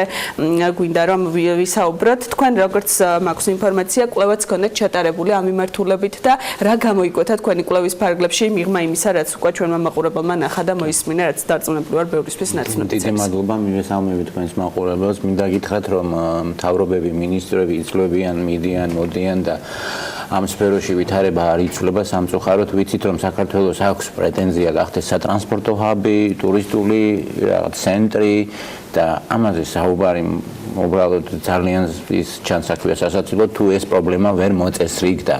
რას ეხება მგზავრთა გადაყვანას ქალაქებს შორის და ავტოსადგურების პრობლემა. თქვენ სიუჟეტში ნათლად იყო ნაჩვენები, აი ის რეალობა, რომ დიდი ნაწილი ავტოსადგურების არის მესამე კატეგორიაში, რომელსაც ფაქტიურად არაფერი არ მოეთხოვება, ოთახი რო კონდა შეგიძლია გახსნა ავტოსადგური. ეს არ ვიცი როგორ შეიძლება დავახასიათოთ. საკანონმდებლო ცვლილება, რომელზედაც ჩვენ მუშაობთ და ჩვენი კვლევის შედეგადაც, ჩვენი რეკომენდაციის შედეგადაც იყო გათვალისწინებული და ასოცირების ხელშეკრულებაც ითვალისწინებს ავტო გადაყვანაში და რეგულირებას 3 წელია მიდის ამაზე საუბარი. პარლამენტში იყო მცდელობა სხვადასხვა მინისტრებისგან, მაგრამ ეს პროცესი ვერ ხდება. რა უშლის ხელს აი რა უშლის ჩემთვის გაუგებარია იმის გათვალისწინებით, რომ სახელმწიფო პირველ რიგში როგორც რესპონდენტმა აღნიშნა, უამრავ თანხას კარგავს ბიუჯეტში ერთი თამაშის წესები არის არათანაბარი, ესე იგი არიან კომპანიები, ვისაც სურთ მოემსახურონ დროულად, კომფორტულად, ხომ? რა ქვია, სტანდარტების დაცვით, მძღოლიც იყოს, რა ქვია, შემოწმებული, მაგრამ არიან ორგანიზაციები, რომლებიც უბრალოდ აი ფაქტიურად გაუკონტროლებელია და რას როგორ და არც უსაფრთხოება არის დაცული, არც უსაფრთხოება არის დაცული, ჩვენ ამოვავნინეთ, რომ აი ესეთი სადგურებიდან გასული და ესეთი ეგრეთ წოდებული ხიშნიკების მიერ განხორციელებული რეისები იმის რა ქვია მგზავრობის დროს დაცული არ ახარ, ხო? ბატონო გიორგი, ანუ ამ ფონზე არ უნდა ველოდოთ, რომ რაღაცა ვიღაც ბიზნესმენი თუნდაც რამ ინვესტიციას გააკეთებს სამართლობით, იმიტომ რომ მოუწესრიგებელია, ხო რეალურად? და ანუ იქ არ არის ის ფონი, რომ ვიღაცამ ინვესტიციას და მოგებაზე იფიქროს. რას აწესრიგებს საკანონმდებლო ინიციატივები, რომელიც თქვენ გაქვთ? ანუ რა ნაწილში? აი, ყველაზე მთავარია იცით აქ კალაძე ახსენეს თბილისის მერი. სხვათა შორის, აი, სადგურები დღეს ვის ეკუთვნის, ვინ უნდა მართოს? აი, ინსტიტუციური პრობლემები, აი, რეგლამენტი ხომ უნდა არსებობდეს, სადგური, ზოგადად სადგურების სისტემა რას ნიშნავს? თქვენ რომ ქალაქებში საცობები რო არის თბილისში, როგორ დიდი ნაწილი რატომ არის? 25 თუ 30 სადგურია და ვინ საიდან გადის და იქ ზოგადად სადგურების ონირების მიხედვით უნდა მოეწყოს. შესასვლელში, გასასვლელში, ევროპაში, ყველგან არა მარტო ევროპაში, იმის პრინციპის მიხედვით თუ რა ტიპის იმას რა ქვია რეის ახორციელებს ავტომანქანა გზად მიდის და იმის მიხედვით არ არის აუცილებელი რომ სამარშრუტო ტაქსების ისინი რა ქვია უნდა იყოს ცენტრში, ხო? და თქვენ შეკითხვას რაც შეეხება თავარი არის ის რომ აი ეს ინსტიტუციური და სამართლებრივი ჩარჩო რომ ამის მოწესრიგება რა თქმა უნდა სახმელეთო ტრანსპორტის სააგენტოს პრეროგატივაა და მან უნდა შექმნას ეს და მან როგორც ვიცი უკვე მოამზადა ეს კანონმდებლობა და და პარლამენტშიც არის შეტანილი თუ განხილული და მაგრამ მინისტრი შეიცვალა, ალბათ გადაიწია. ფაქტიურად აი ფაქტია რომ სამინისტრო თავს არის პასუხებს სტუმრობაზე უარს ამბობს და შესაბამისად და ამ შემთხვევაში გამოდის რა რომ ეს არარეგისტრირებული, რა ქვია, რაოდენობა გადაყვანების იზრდება, რა თქმა უნდა, უსაფრთხოების პრობლემაც გვაქვს. სადგური რა არის? ავტოსადგურში როცა მიდიხარ, ხომ უნდა იცოდე, რომ დაუშვათ 11 საათზე გადის, ასეთი იცი რომ გარანტირებულია უსაფრთხოება, იცი რომ არის, რა ქვია, მოსაცდელი ოთახი, ხო? მოსაცდელი ოთახი ხომ უნდა, რა ქვია, ჰიგიენური ნორმები ხომ უნდა იყოს დაცული. ეს ნორმები ხო ელემენტარულია. ამის გარეშე არ უნდა არსებობდეს ამდენი კლასები, რასაჭიროა მე-3, მე-4, მე-10, უნდა იყოს ერთიანი სტანდარტი, როცა ამბობ რომ ვინც ახორციელებს საქალაქთაშორისო გადაყვანებს, ქალაქში უნდა იყოს დაუშვათ თბილისში 2 თუ 3, ხო? საკმარისია, მე მგონი და მას უნდა კონდეს მაღალი სტანდარტები, იმიტომ რომ სხვა შემთხვევაში ეს პატრაჯი შესაძლებელია ბატონგელა ჩვენ კონკურენციამ დაალაგოს ბაზარზე სიტუაცია, თქვა ისეთი შეკითხვა ძალიან შესაძლებელია, უბრალოდ აი ეს ჩარჩო უნდა არსებობდეს კანონმდებლობა. მე დაცული უნდა ვიყო, რომ ჩავდებ ამ სადგურში, ხო? ვიცი რომ ვიღაც აი მაგალითად გარეთ რომ არ დადგება და იქიდან არ გაიყვანს.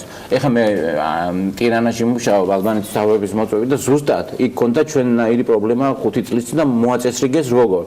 აი ესე დაალაგეს ზონირების მიხედვით და ვინც გარეთ დგას, ეგრევე ჯარიმდებიან და ძალიან მცირე რაოდენობა არარეგისტრირებული მძღოლები სადღაც იკრიბებიან. კი, ისე შეგიძლია ხა ტურისტულად გადაიყვანო, მაგრამ წესრიგდება ეს საქართველოში. თქვენ ახსენეთ რომ მთავრობები იცვლებიან და პრობლემა რჩება. ეს პოლიტიკური ნების საკითხია. ეს თქვა არის ის რომ უბრალოდ ამისთვის ვერ მოვიცალეთ. რატომ ვერ მოხერხდა ამ დრომდე რომ მე ვფიქრობ რომ აქ არის პრობლემა ის არის რომ ამ პრობლემის, რა ქვია, დანახვა, ხო? იმ ადამიანების მხრიდან ალბათ პრემიერ-მინისტრია, ხო? არ არის ის, რა ქვია, ეს პრობლემა არ არის ახმული ისე მწვავედ, იმიტომ რომ ეს ადამიანები არ დადიან ამ სამარშრუტო ტაქსებით და ალბათ, მაგრამ ჩვენ ხო ამის ადვოკატირებისთვის ვიძით რომ ეს შეიცვალოს, ხო? აი ownership-ი, რასაც ქვია, მფლობელი ამ პრობლემის, აი ბევრი სადგურია, ხო? არის ამდენიმე მოწესრიგებული და ამათ არ აქვს ის ძალა რესურსი, ჩვენ კი ვცდილობთ რომ დავეხმაროთ საკანონმდებლო ცვლილებაში, ხო? თან არსებობს რა პრობლემები, იცით ეს მეტროს პრობლემა, ხო? ავტობუსის მეტრო კომპანია რო შემოვიდა და ალბათ შიშია იმისა რომ ეს რეფორმები თითქოს ვიღაც რაღაც ტალღას გამოიწვევს, ხო? სოციალურ აფეთქებას და ბევრი ადამიანი დარჩება. იმის რატომ იქნება პირიქით? ფასების მატებაზე რაღაც ესეთ საუბრებიც ეს არასწორია. მოწესრიგებულ სადაც არის და იცი რომ დადგენილი ფასებია და იცი რომ შენი იგივე მსხლის სამუშაო რეჟიმის დაცვა როგორ მუშაობენ, ხო 18 საათი გადაყვანა როგორ შეიძლება რომ იმუშაოს, ხო იგივე შემოწმება გასulis წინ, ხო ეს ყველაფერი ხო მნიშვნელოვანია და აი თითქოს რაღაც ის არსებობს რომ ამ სფეროში რეფორმა რაღაც ტალღას გამოიწვევს, არა და პირიქითაა, იმიტომ რომ თუ მოწესრიგებულია, თუ იცი შენი, რა ქვია, ანაზღაურებაც დაცული ხარ, არ მგონია რომ ეს გამოიწვევს. თუ იყო დათვლილი თქვენ კვლევაში ის ზარალი, რასაც სახელმწიფოს ადგება უღრიცავი ტრანსპორტით გადაადგილებლები, ანუ ჩვენს კვლევაში კარგი შეკითხვა, აქცენტი გაკეთდა თვითონ მდგომარეობის შეფასებაზე, უსაფრთხოებაზე, კომფორტზე. ჩვენ საინტერესო კვლევა ჩავატარეთ ესეთი მაშინ რომ ესე იგი სამარშრუტო ტაქსების ნაწილში მძღოლისთვის ცნობილი იყო რომ მოწმდებოდა თუ როგორ ატარებდა მაშინ რაღაც დაკვირვებას დავით და ყველა იცავდა. ესე იგი პატარა კონტროლის წესრიგის დამყარებაც ზრდის იმას, რა ქვია, ეგრევე ხარის. რაც შეეხება ამას, ეს ჩვენ არ ჩაგვიტარებია, მაგრამ ეს არის ძალიან დიდ თანხაზეა საუბარი, მინდა გითხრათ, იმიტომ რომ 95% გადაყვანები საქართველოში რითი ხდება? ავტომობილებით, ახლა ჩვენ არა გვაქვს ესეთი, რა ქვია, სამატარებლო ქსელი თუ სხვა ქსელი და ესე იგი ძალიან დიდ თანხაზეა საუბარი. იმიტომ რომ 95% მგზავრების გადაყვანა ხდება ესე ან ტაქსით და ყველაზე ცუდი რა არის, აი მაგალითად თელავიდან როცა მოდიხარ, ხო? თელავში ახლა ძირითადი საქართველოს თავარი პრობლემა რა, ეს საცობები რატო გვაქვს? იმიტომ რომ მაინც კერძო ავტომანქანებზე პატარა მანქანებით გადაადგილდებით ყველგან, ხომ, ქალაქებს შორისა და ქალაქშიც რა თქმა უნდა და აი ეს სისტემა, რასაც ქვია მასობრივი გადაყვანის, ხომ? საერთოდ მოუწესრიგებელია. თქვათ არაერთხელ ხონია შემთხვევა რომ მე რაღაც კანონი მიგვიღია რაღაც რეგულაციები, მაგრამ მისი აღსრულება არის შემდეგ პრობლემა. ანუ აქ იქნება თუ არა პრობლემები აღსრულების. თქვათ მივიღეთ კანონი მგზავრთა გადაყვანის შესახებ, მივიღეთ კანონი რომ არ შეიძლება იქ გარეთ ეგრეთ წოდებული ხიშნიკები იყვნენ, წაიყვანონ, ვინ უნდა აღასრულოს ეს კანონი? პასუხისმგებლობები როგორ აი ალბანეთმა მაგალითად როგორ მოაგვარა ეს? აი ის მე ვდგავარ გარეთ და ხო ვინ იქ არის როგორც აი ანალოგიური ტიპის ორგანიზაცია. ცალსახად ამაზე პასუხისმგებლობა უნდა აიღოს ცენტრალურმა ხელისუფლებამ. აქ მაგალითად თბილისის მერიაზე თუ ქუთაისის მერია ამას ვერ გადაწყვეტს რესურსებით ადამიანს ცოდნაც ბევრი რაღაცა ჭირდება. არაფერი, უბრალოდ ამის აღსრულება უფრო ადვილია და რატომ? როცა გექნება გარკვეული აი მესამე რაღაცა კანონში არ დაუშვებ იმ შავ რაღაც წერტილებს, როცა აძლევს საშუალებას რომ ნაკლებია ტექნიკური აღჭურვილობით და რაღაცით გახსნას და ან დარეგისტრირდეს, ბუნებრივია ის ვერ დაარეგისტრირებს, ხო? და ეს სადგური ხომ ვირტუალური არ არის, რეალურია, ხო?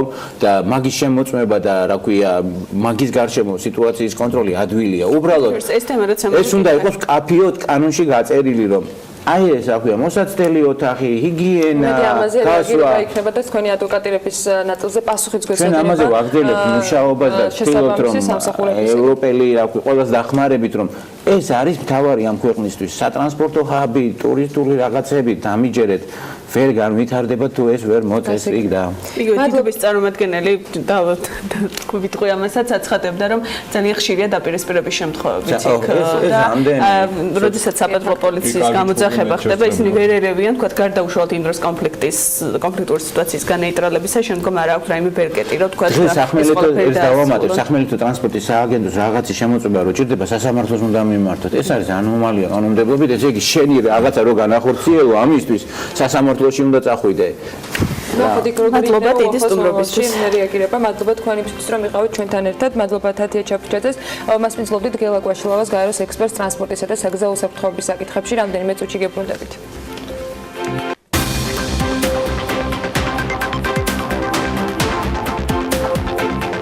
ჰოლივუდმა საქართველოს შეისწავლა. ახლა კი უკვე კონკრეტულ ნაბიჯებს უნდა დააოდოთ. თუ კი ვერ მიხვდით რას გულისხმობ, გეტყვით რომ ჰოლივუდის მაღალი რანგის წარმომადგენლები, ისეთი ცნობილი კომპანიებიდან, როგორიც არის მაგალითად HBO, Universal Pictures, ასევე დამოუკიდებელი ლოკაციის მენეჯერები, პროგრამის გადაიღება საქართველოში ფარგლებში კინო გადაღებების კუთხით საქართველოს პოტენციალს სწავლობდნენ. მოეწონათ და კონკრეტული ფილმის გადაღებებიც დაიგეგმავთ. შეიძლება თუ არა რომ მაგალითად Star Wars-ის შემდეგი ეპიზოდი საქართველოში გადაიღონ და რამდენად გაამართლებს ჰოლივუდის საქართველოში ვიზიტი, ვიდრე შედეგებს დაუწროთ მარიამ ადამი ამერიკელების შთაბეჭდილებებზე და დასრულებული ტურის შესახებ სიუჟეტში მოგვიყვება. იმ დროს, როდესაც სამეფო კარის თამაშები დასასრულს უახლოვდება. როცა ტრანსფორმერების ახალი სერიების გადასაღებად ადგილებს არჩევენ და როცა ჰოლივუდი ინსპირაციის წყაროებს ეძებს. HBO, Universal Pictures-ისა და ასევე დამოუკიდებელი ლოკაციის მენეჯერები საქართველოში კინო გადაღებების კუთხით ქვეყნის პოტენციალს სწავლობენ. შეიძლება თუ არა, მაგალითად Star Wars-ის შემდეგი ეპიზოდი საქართველოში გადაიღონ. პრინციპში, რატომაც არა. თუმცა სანამ დაზუსტებულად პასუხს მოვისმენთ და ფაქტებს ვიხილავთ, მანამდე ჰოლივუდის მაღალი რანგის წარმომადგენლებმა საქართველოში იმოგზაურეს. ძალიან ახლოს ვართ იმასთან, რომ პირველი ჰოლივუდის გადაღება მოხდეს საქართველოში. ამას მოწმობს ის ფაქტი, რომ ყოველდღიურად პირად საუბრებში ისინი აფიქსირებენ თუ რამხელა ინტერესი არის და რომ დარწმუნებულები არიან ისინი, რომ არიციან რომელი სტუდიო იქნება პირველი, თუმცა რომელიღაცა ძალიან მალე საქართველოში გადაიღებს ფილმს. ამერიკულ დელეგაციას პროგრამის გადაიღეს საქართველოში განმახორციელებელი სააგენტო აწარმოეს საქართველოში 1 კვირის განმავლობაში მასპინძლობდა. ამერიკელი სტუმრების პირველი გაჩერება თბილისის შემდეგ მცხეთა იყო. მოიარეს ასევე ყაზბეგის მუნიციპალიტეტის რამდენიმე სოფელი, გერგეტის სამება. რაიონში არსებული რამდენიმე უძველესი ციხე-სიმაგრე, ნანგრევი, ასევე დაათვალიერეს შატილის კოშკები, ჭიათურა, ბათუმი, რუსთავი და უფლისციხე. სანახავი კიდევ ბევრი ჰქონდათ, თუმცა ტური დასასრულს მიუახლოვდა. ხოლო ნანახი საკმარისი უნდა აღმოჩნდეს იმისთვის, რომ ახალი პროექტის გადასაღებად უკვე არა სტუმრად, არამედ სამუშაოდ ჩამოვიდნენ საქართველოში.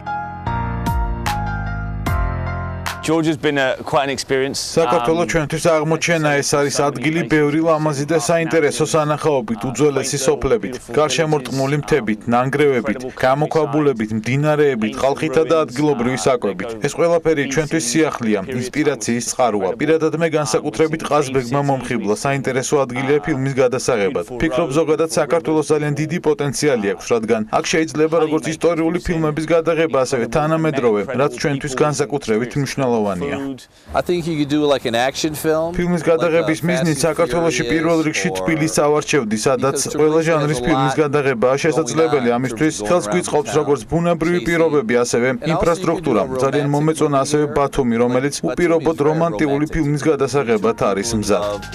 რამდენად გაამართლებს ჰოლივუდის საქართველოში ვიზიტი, ვიდრე შედეგებს მოვიკითხავთ მანამდე. გეტყვით, რომ ტური მიზნად საერთაშორისო ბაზარზე საქართველოს პოპულარიზაციას, ქვეყანაში კინოინდუსტრიის წახალისებასა და ქვეყნის აღმოსავლეთ ევროპის კინოგადაღების ცენტრად გადაქცევას ისახავდა. ვიზიტის ფარგლებში უცხოელ სტუმრებს ქართველი კინომწარმოებლები და ქართული საპროდიუსერო კომპანიის წარმომადგენლებიც შეხვდნენ. გაუზიარეს გამოცდილება და გააცნეს ქართული კინოს შესაძლებლობები და არსებული ინფრასტრუქტურა. მართალია დღეს ჰოლივუდი საქართველოში აღარ არის, თუმცა ვიტოვებთ იმედს, რომ საქართველო აღმოჩნდება უახლოეს მომავალში ჰოლივუდის ახალ ფილმებში. როდესაც ჩვენ საუბარი გვაქვს კინოლოკაციებზე, ცალსახად გამიჯნული არის ის, ასე ვთქვათ, ტურისტული ლოკაციებისგან. თუნდაც ის, რომ მათ ვაჩვენებთ ძალიან ბევრ მიტოვებულ საბჭოთა ქარხანას, შენობებს, ეს არის ერთ-ერთი მათთვის პრივილეგია, რომ კონდეთ შანსი გადაიღონ ეს ყველაფერი, როგორიც არის რეალობაში და არ მოუხდეთ ამისი აწყობა სტუდიებში და ასე შემდეგ. პროგრამისადმი გადაიღეს საქართველოში ინტერესი საკმაოდ მაღალია, რასაც 2016 წლიდან შემოსული 20 განაცხადი მოწმობს. უკვე განხორციელებული თუ მიმდინარე პროექტების ჯამური ინვესტიციის მოცულობა კი 39.8 მილიონი ლარია. საქართველოს ჰოლივუდს უმასპინძლა, მარე საქართველოს უმასპინძლებს ჰოლივუდი და იმედია რომ ეს უახლოეს მომავალში იქნება და რა თქმა უნდა ამაზეც აუცილებლად მოგიყვებით, მაგრამ ჯერ სტუმრების შთაბეჭდილებები უნდა გაგიზიაროთ. სტუმრები თავად გააცილა და საქმიანი დილისთვისაც მოიცალა. მიხეილ ხიდურელი, სააგენტო აწარმოების საქართველოს დირექტორი შემოგვიერთდა სტუდიაში, რომელმაც რამდენიმე დღის განმავლობაში თითქმის მთელი ქვეყანა მოატარა სტუმრებს ჰოლივუდიდან. ბატონო მიხეილ, როგორია შთაბეჭდილებები და როგორია ეფექტი?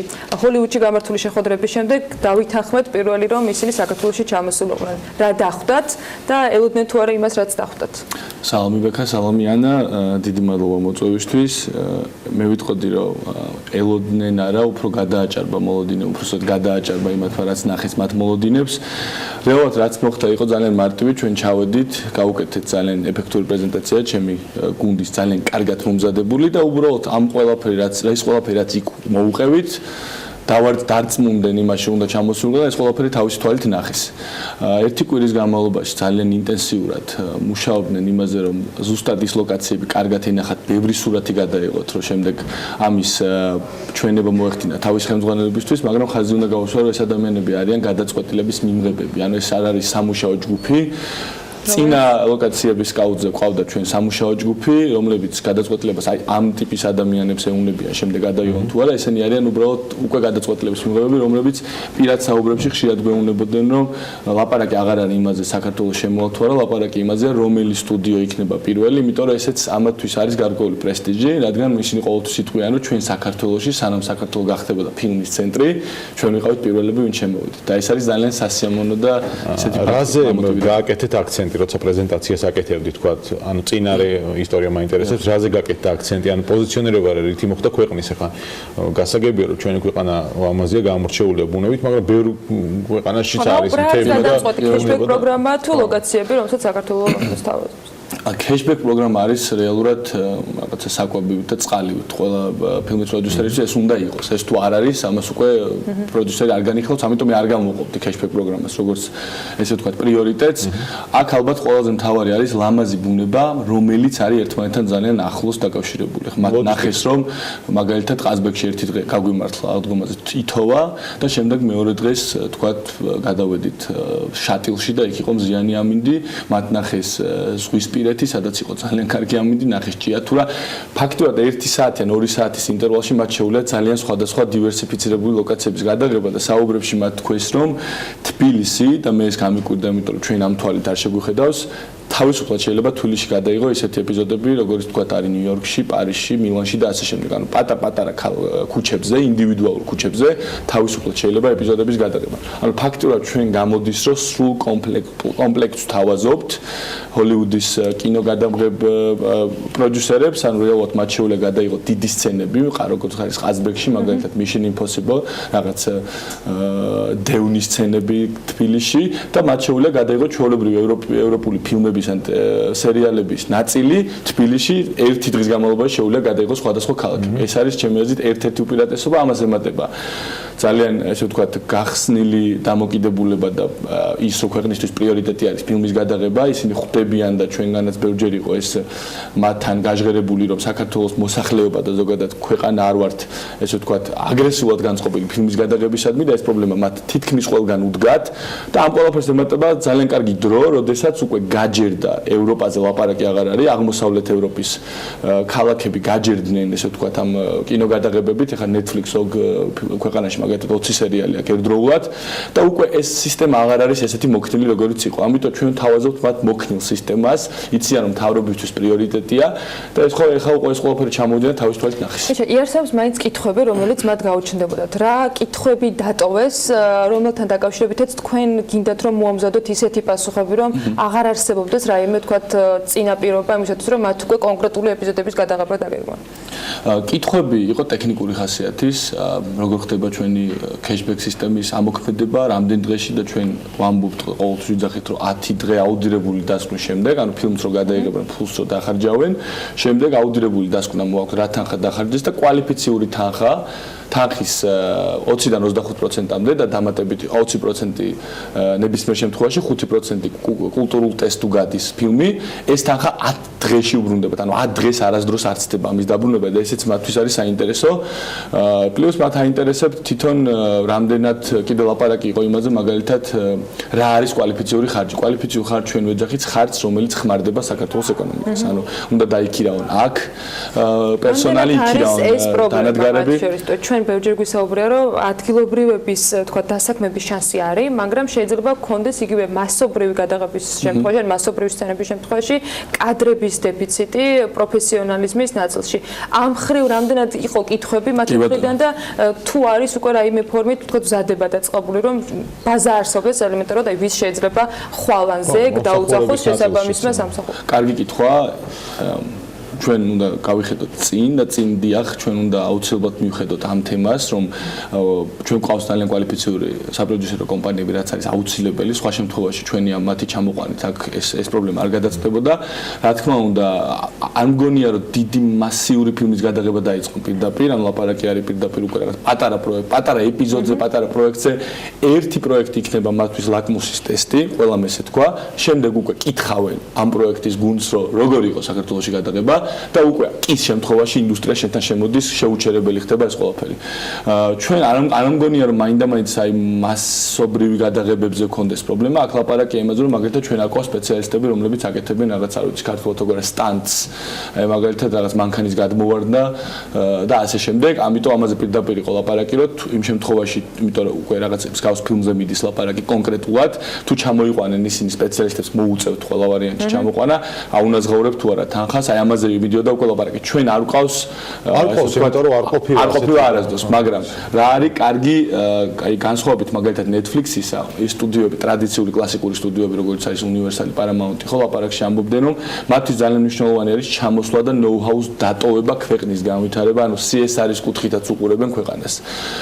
ხოლო თქვათ აი ეს უფრო Netflix-ის ტიპის კომპანიები ჩამოდიან, რა თქმა უნდა, გატრენინგებენ, მაგრამ დიდი შანსია რომ მერე წაიყვანონ ეს მსახიობები და სპეციალისტები სხვა რეგიონში და იქაც ამუშავონ. ამიტომ ჩვენ ძალიან კარგად უნდა გვესმოდეს ეს ბაზარი და ამიტომ არის კარგი ესეთი პირდაპირ საუბრები ამ ადამიანებთან, მათ კარგად აგვიხსნეს თუ რა რისკები აქვს მაგალითად მარტო ერთი მაგალითად მათ თქვეს რომ Netflix-ის შემოსვლის შემთხვევაში Netflix არის იმდენად ძლიერი კომპანია რომ დომინირებს ხოლმე ბაზარს, ამიტომ ჩვენთვის ეს რა თქმა უნდა სასიამოვნოა, თუმცა უნდა გვახსოვდეს რომ დავტოვოთ ადგილი ყველა ტიპის სტუდიოსთვის და მე მოხარულია უკვე ლაპარაკი იმაზე მიდის რომ ვიღაცას ადგილები დაუტოვოთ. ეს არის ძალიან კარგი შედეგი. შეიძლება ყველა ლოკაცია ერთად წაიღოს, იმიტომ რომ ეს აგრესიულად იღებენ სერიალებს, რომ შეიძლება ყველა წაიღონ. ცუდი არა, ჩვენც ახლა წაიღონ ყველა ლოკაცია და ყველგან გადაიღონ, მაგრამ იმ კომპანიებისთვის ეს მათ შნოძია დამოკიდებული და ასწრებენ თუ არა მათ. საბოლოო ჯამში, ასე ვთქვათ, შემდეგი ნაბიჯი რა არის ამ მიმართულებით?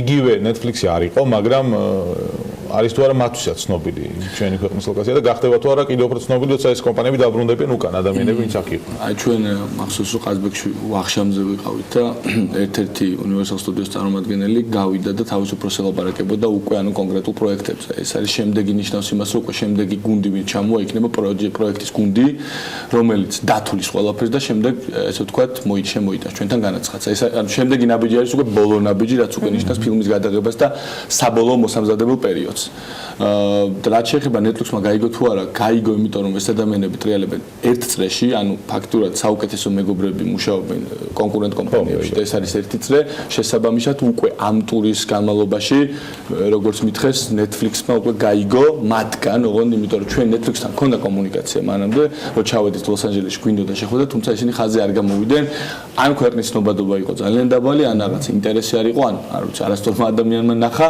თუმცა ეხა ამათი ესე ვთქვათ მოლოდინიც არის ის რომ Netflix-მა გაიგო და შეიძლება Netflix-ი ძალიან აგრესიულად დაასწროს ამათ კონკურენცია ერთმანეთს წაახარისოს არცნება. როდესაც ველოდებით პასუხებს უკვე შეამოწმეთ. ეცით არის რამდენიმე პროექტზე განხილვა უკვე მიდის, თუმცა ამ ლოკაციის სკაუტის მიზანი იყო რომ ადამიანებს უშუალოდ ენახათ ეს ყველაფერი, ხა რა თქმა უნდა მათ დრო უნდა მივცეთ რომ ჩავიდნენ ეს ყველაფერი კარგად გადახარშონ.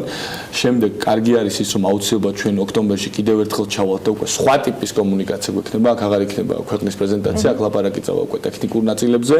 შესაბამისად, ეს მუდმივი კომუნიკაცია არ გავუსწრებს იმ მოვლენებს, რა თქმა უნდა, თარიღს ვერ ვიტყვი, თუმცა ის ინტერესი, რაც მათ გამოხატეს, იყო ნამდვილი და ეს არ იყოს რაღაც, აი მაგალითად, წინა ლოკაციების სკაუტინგისგან განსხვავებით, იქ არ იგრძნობოდა ესეთი დიდი პროფესიონალიზმი და აღფრთოვანება, ესე ვთქვათ, და ეს ადამიანები უკვე რაღაც სხვა რანგის იყვნენ. ხო და სხვა თვალითაც უყურებდნენ და მივხვდი, რომ უკვე სერიოზულად არიან განწყობილები საქართველოში გადაიღონ ფილმი, ეხა ზუსტად აი გრუპი გვაქვს გაკეთებული და იქ მიდიოდა ეს მადლობების გადახდა და ისინი იძახიან ყველა ერთხმად, რომ დარწმუნებულები არიან, რომ ყველა რაღაც პროექტი საქართველოს შემოვა. მე დარწმუნებით შემიძლია გითხრათ, რომ ძალიან გაგვეხარდება BMG-ის გუნდის წარმომადგენლებს მსგავსი პროექტების შესახებ. ჩვენი ეთერებით კიდევ უფრო მეტი ინფორმაციის გაზიარება მაყურებლებისათვის. მადლობა, რომ ვიყავით ჩვენთან და წარმატებას გისურვებთ მომავალში. მიხეილ ხიდურელს სააგენტო საწარმოო საქართველოში დირექტორს მასპინძლობდით და უახლოეს მომავალში იმედია მოგიყვებით უკვე როგორ გამოჩნდა საქართველოს ჰოლივუდის ფილმებში. ბექა მე მგონი უნდა დაიწყო ამისთვის მზადება. სარეკლამო პაუზესაც გამოიყენებს დარწმუნებული ვარ ამ შემთხვევაში ბექა იმსაც რომ წინასწარ მოვიდოდოს. რამდენიმე წუთში დაგიბრუნდებით.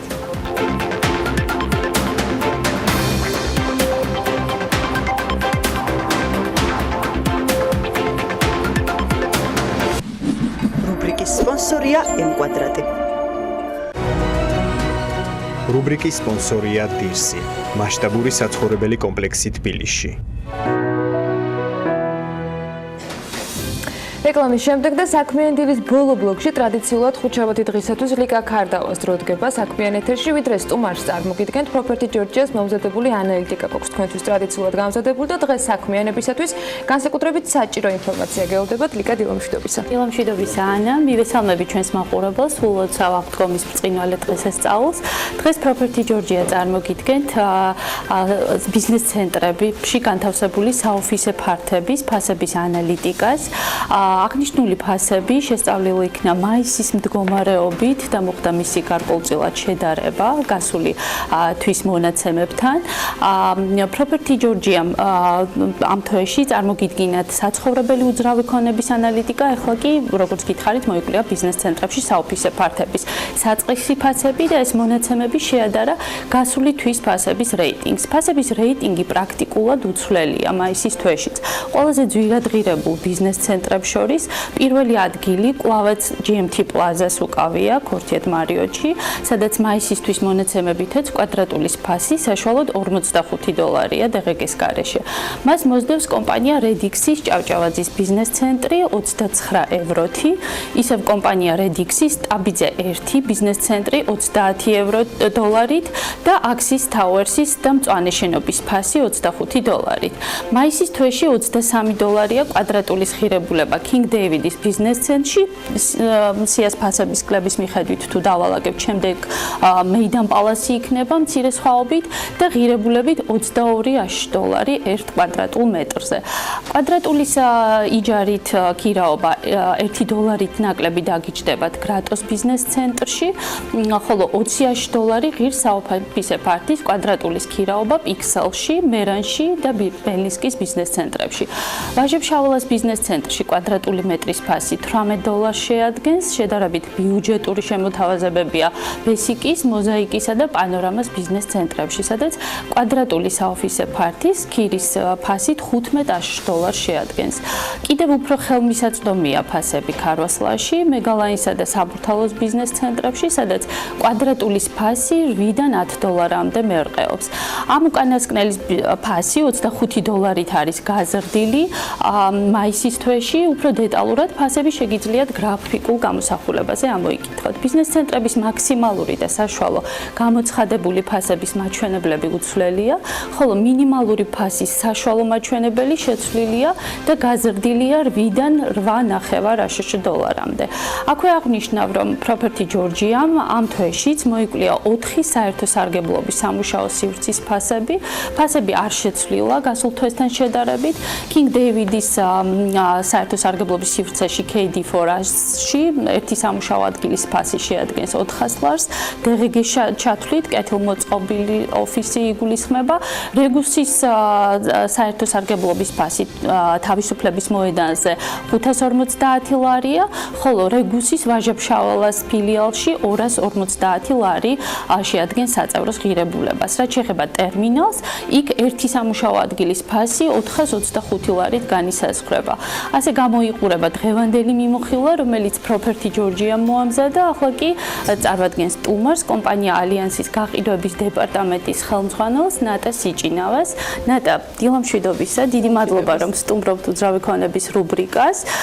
დღეს პრაქტიკულად ამერიკის დღე გვაქვს, ჰოლივუდიდან გადავინაცვლოთ ვაშინგტონში და გილოცავთ ალიანს ჯგუფის მიერ მიღებულ ჯილდოს, რომელიც ასე ვთქვათ ვაშინგტონში იქნა მიღებული კაპიტოლიუმში, სავაჭრო სამრეწველო პალატაში და თქვენი კომპანია დასახელებული იქნა როგორც საუკეთესო სამშენებლო დეველოპერული კომპანია.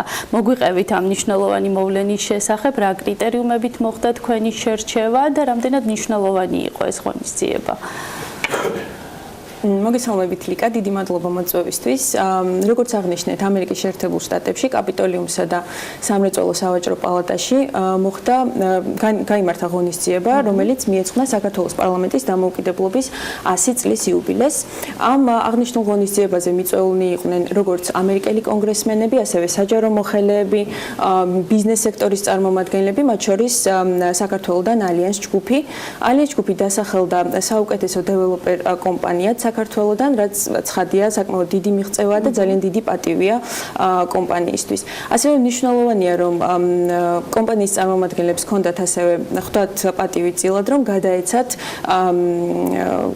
კონგრესმენისთვის, ჯერი კონოლისთვის განსაკუთრებული ჯილდო საქართველო-ამერიკის ურთიერთობების გაღრმავებაში შეტანილი განსაკუთრებული წვლილისთვის. ზოგადად, რა თქმა უნდა, მსგავსი ღონისძიებები უმნიშვნელოვანესი არა მხოლოდ კონკრეტულად კომპანიისთვის, არამედ ვფიქრობ ქვეყნისთვისაც. კომპანია დასახელდა საუკეთესო დეველოპერად და მიზეზად, ალბათ ძირითად მიზეზად მაინც უნდა ჩავთვალოთ ის თანამშრომლობა, რაც ალიანს ჯგუფს საერთაშორისო ბრენდებთან აქვს, ამ შემთხვევაში კონკრეტულად ამერიკულ ბრენდებთან. კონკრეტულად ამერიკულ ბრენდებთან მიმართებაში მართლაც რომ დიდი გამოცდილება გაქვთ თანამშრომლობის და თქვენი კომპანიის სახელი რეალურად ასოცირდება ისეთ საერთაშორისო სტუმარ მასპინძლობის ბრენდებთან, როგორც არის Marriott, Courtyard Marriott, Wyndham და ასე შემდეგ. ანუ ეს იყო მთავარი, ასე ვთქვათ, კრიტერიუმი, რითაც მოხდა თქვენი კომპანიის დაჯილდოება. დიახ, ყველაფერთან ერთად, რა თქმა უნდა, ვფიქრობთ, ეს იყო ერთ-ერთი ძირითადი მიზეზი იმისა, რომ კომპანია დასახელდა საუკეთესო დეველოპერად. ზოგადად შეიძლება ითქვას, რომ აღნიშნული ჯილდო არის მნიშვნელოვანი აღიარება იმ პარტნიორობისა, რაც ჩვენ წლების განმავლობაში გვაქვს სწორედ იმ ბრენდებთან, რომელიც თქვენ ახსენეთ ლიკა, როგორც Marriott, Courtyard Courtyard Marriott-ი, Wyndham Hotel ჯგუფი, ასევე Ramada Hotels-ი ერთ-ერთი ყველაზე სწრაფად განვითარებადი სასტუმროების ბრენდი ევროპაში. ასევე მნიშვნელოვანია თანამშრომლობა უშუალოდ აპარტამენტების მენეჯმენტ კომპანიებთან, როგორიც მაგალითად ამერიკული McInerney Hospitality International და ასევე სრულად ინოვაციური პროდუქტი, რასაც Allianz ჯგუფის თავაზობს, უძრავი ქონების ბაზარს, ეს არის RCI, აპარტამენტების გაცვლითი პროგრამა.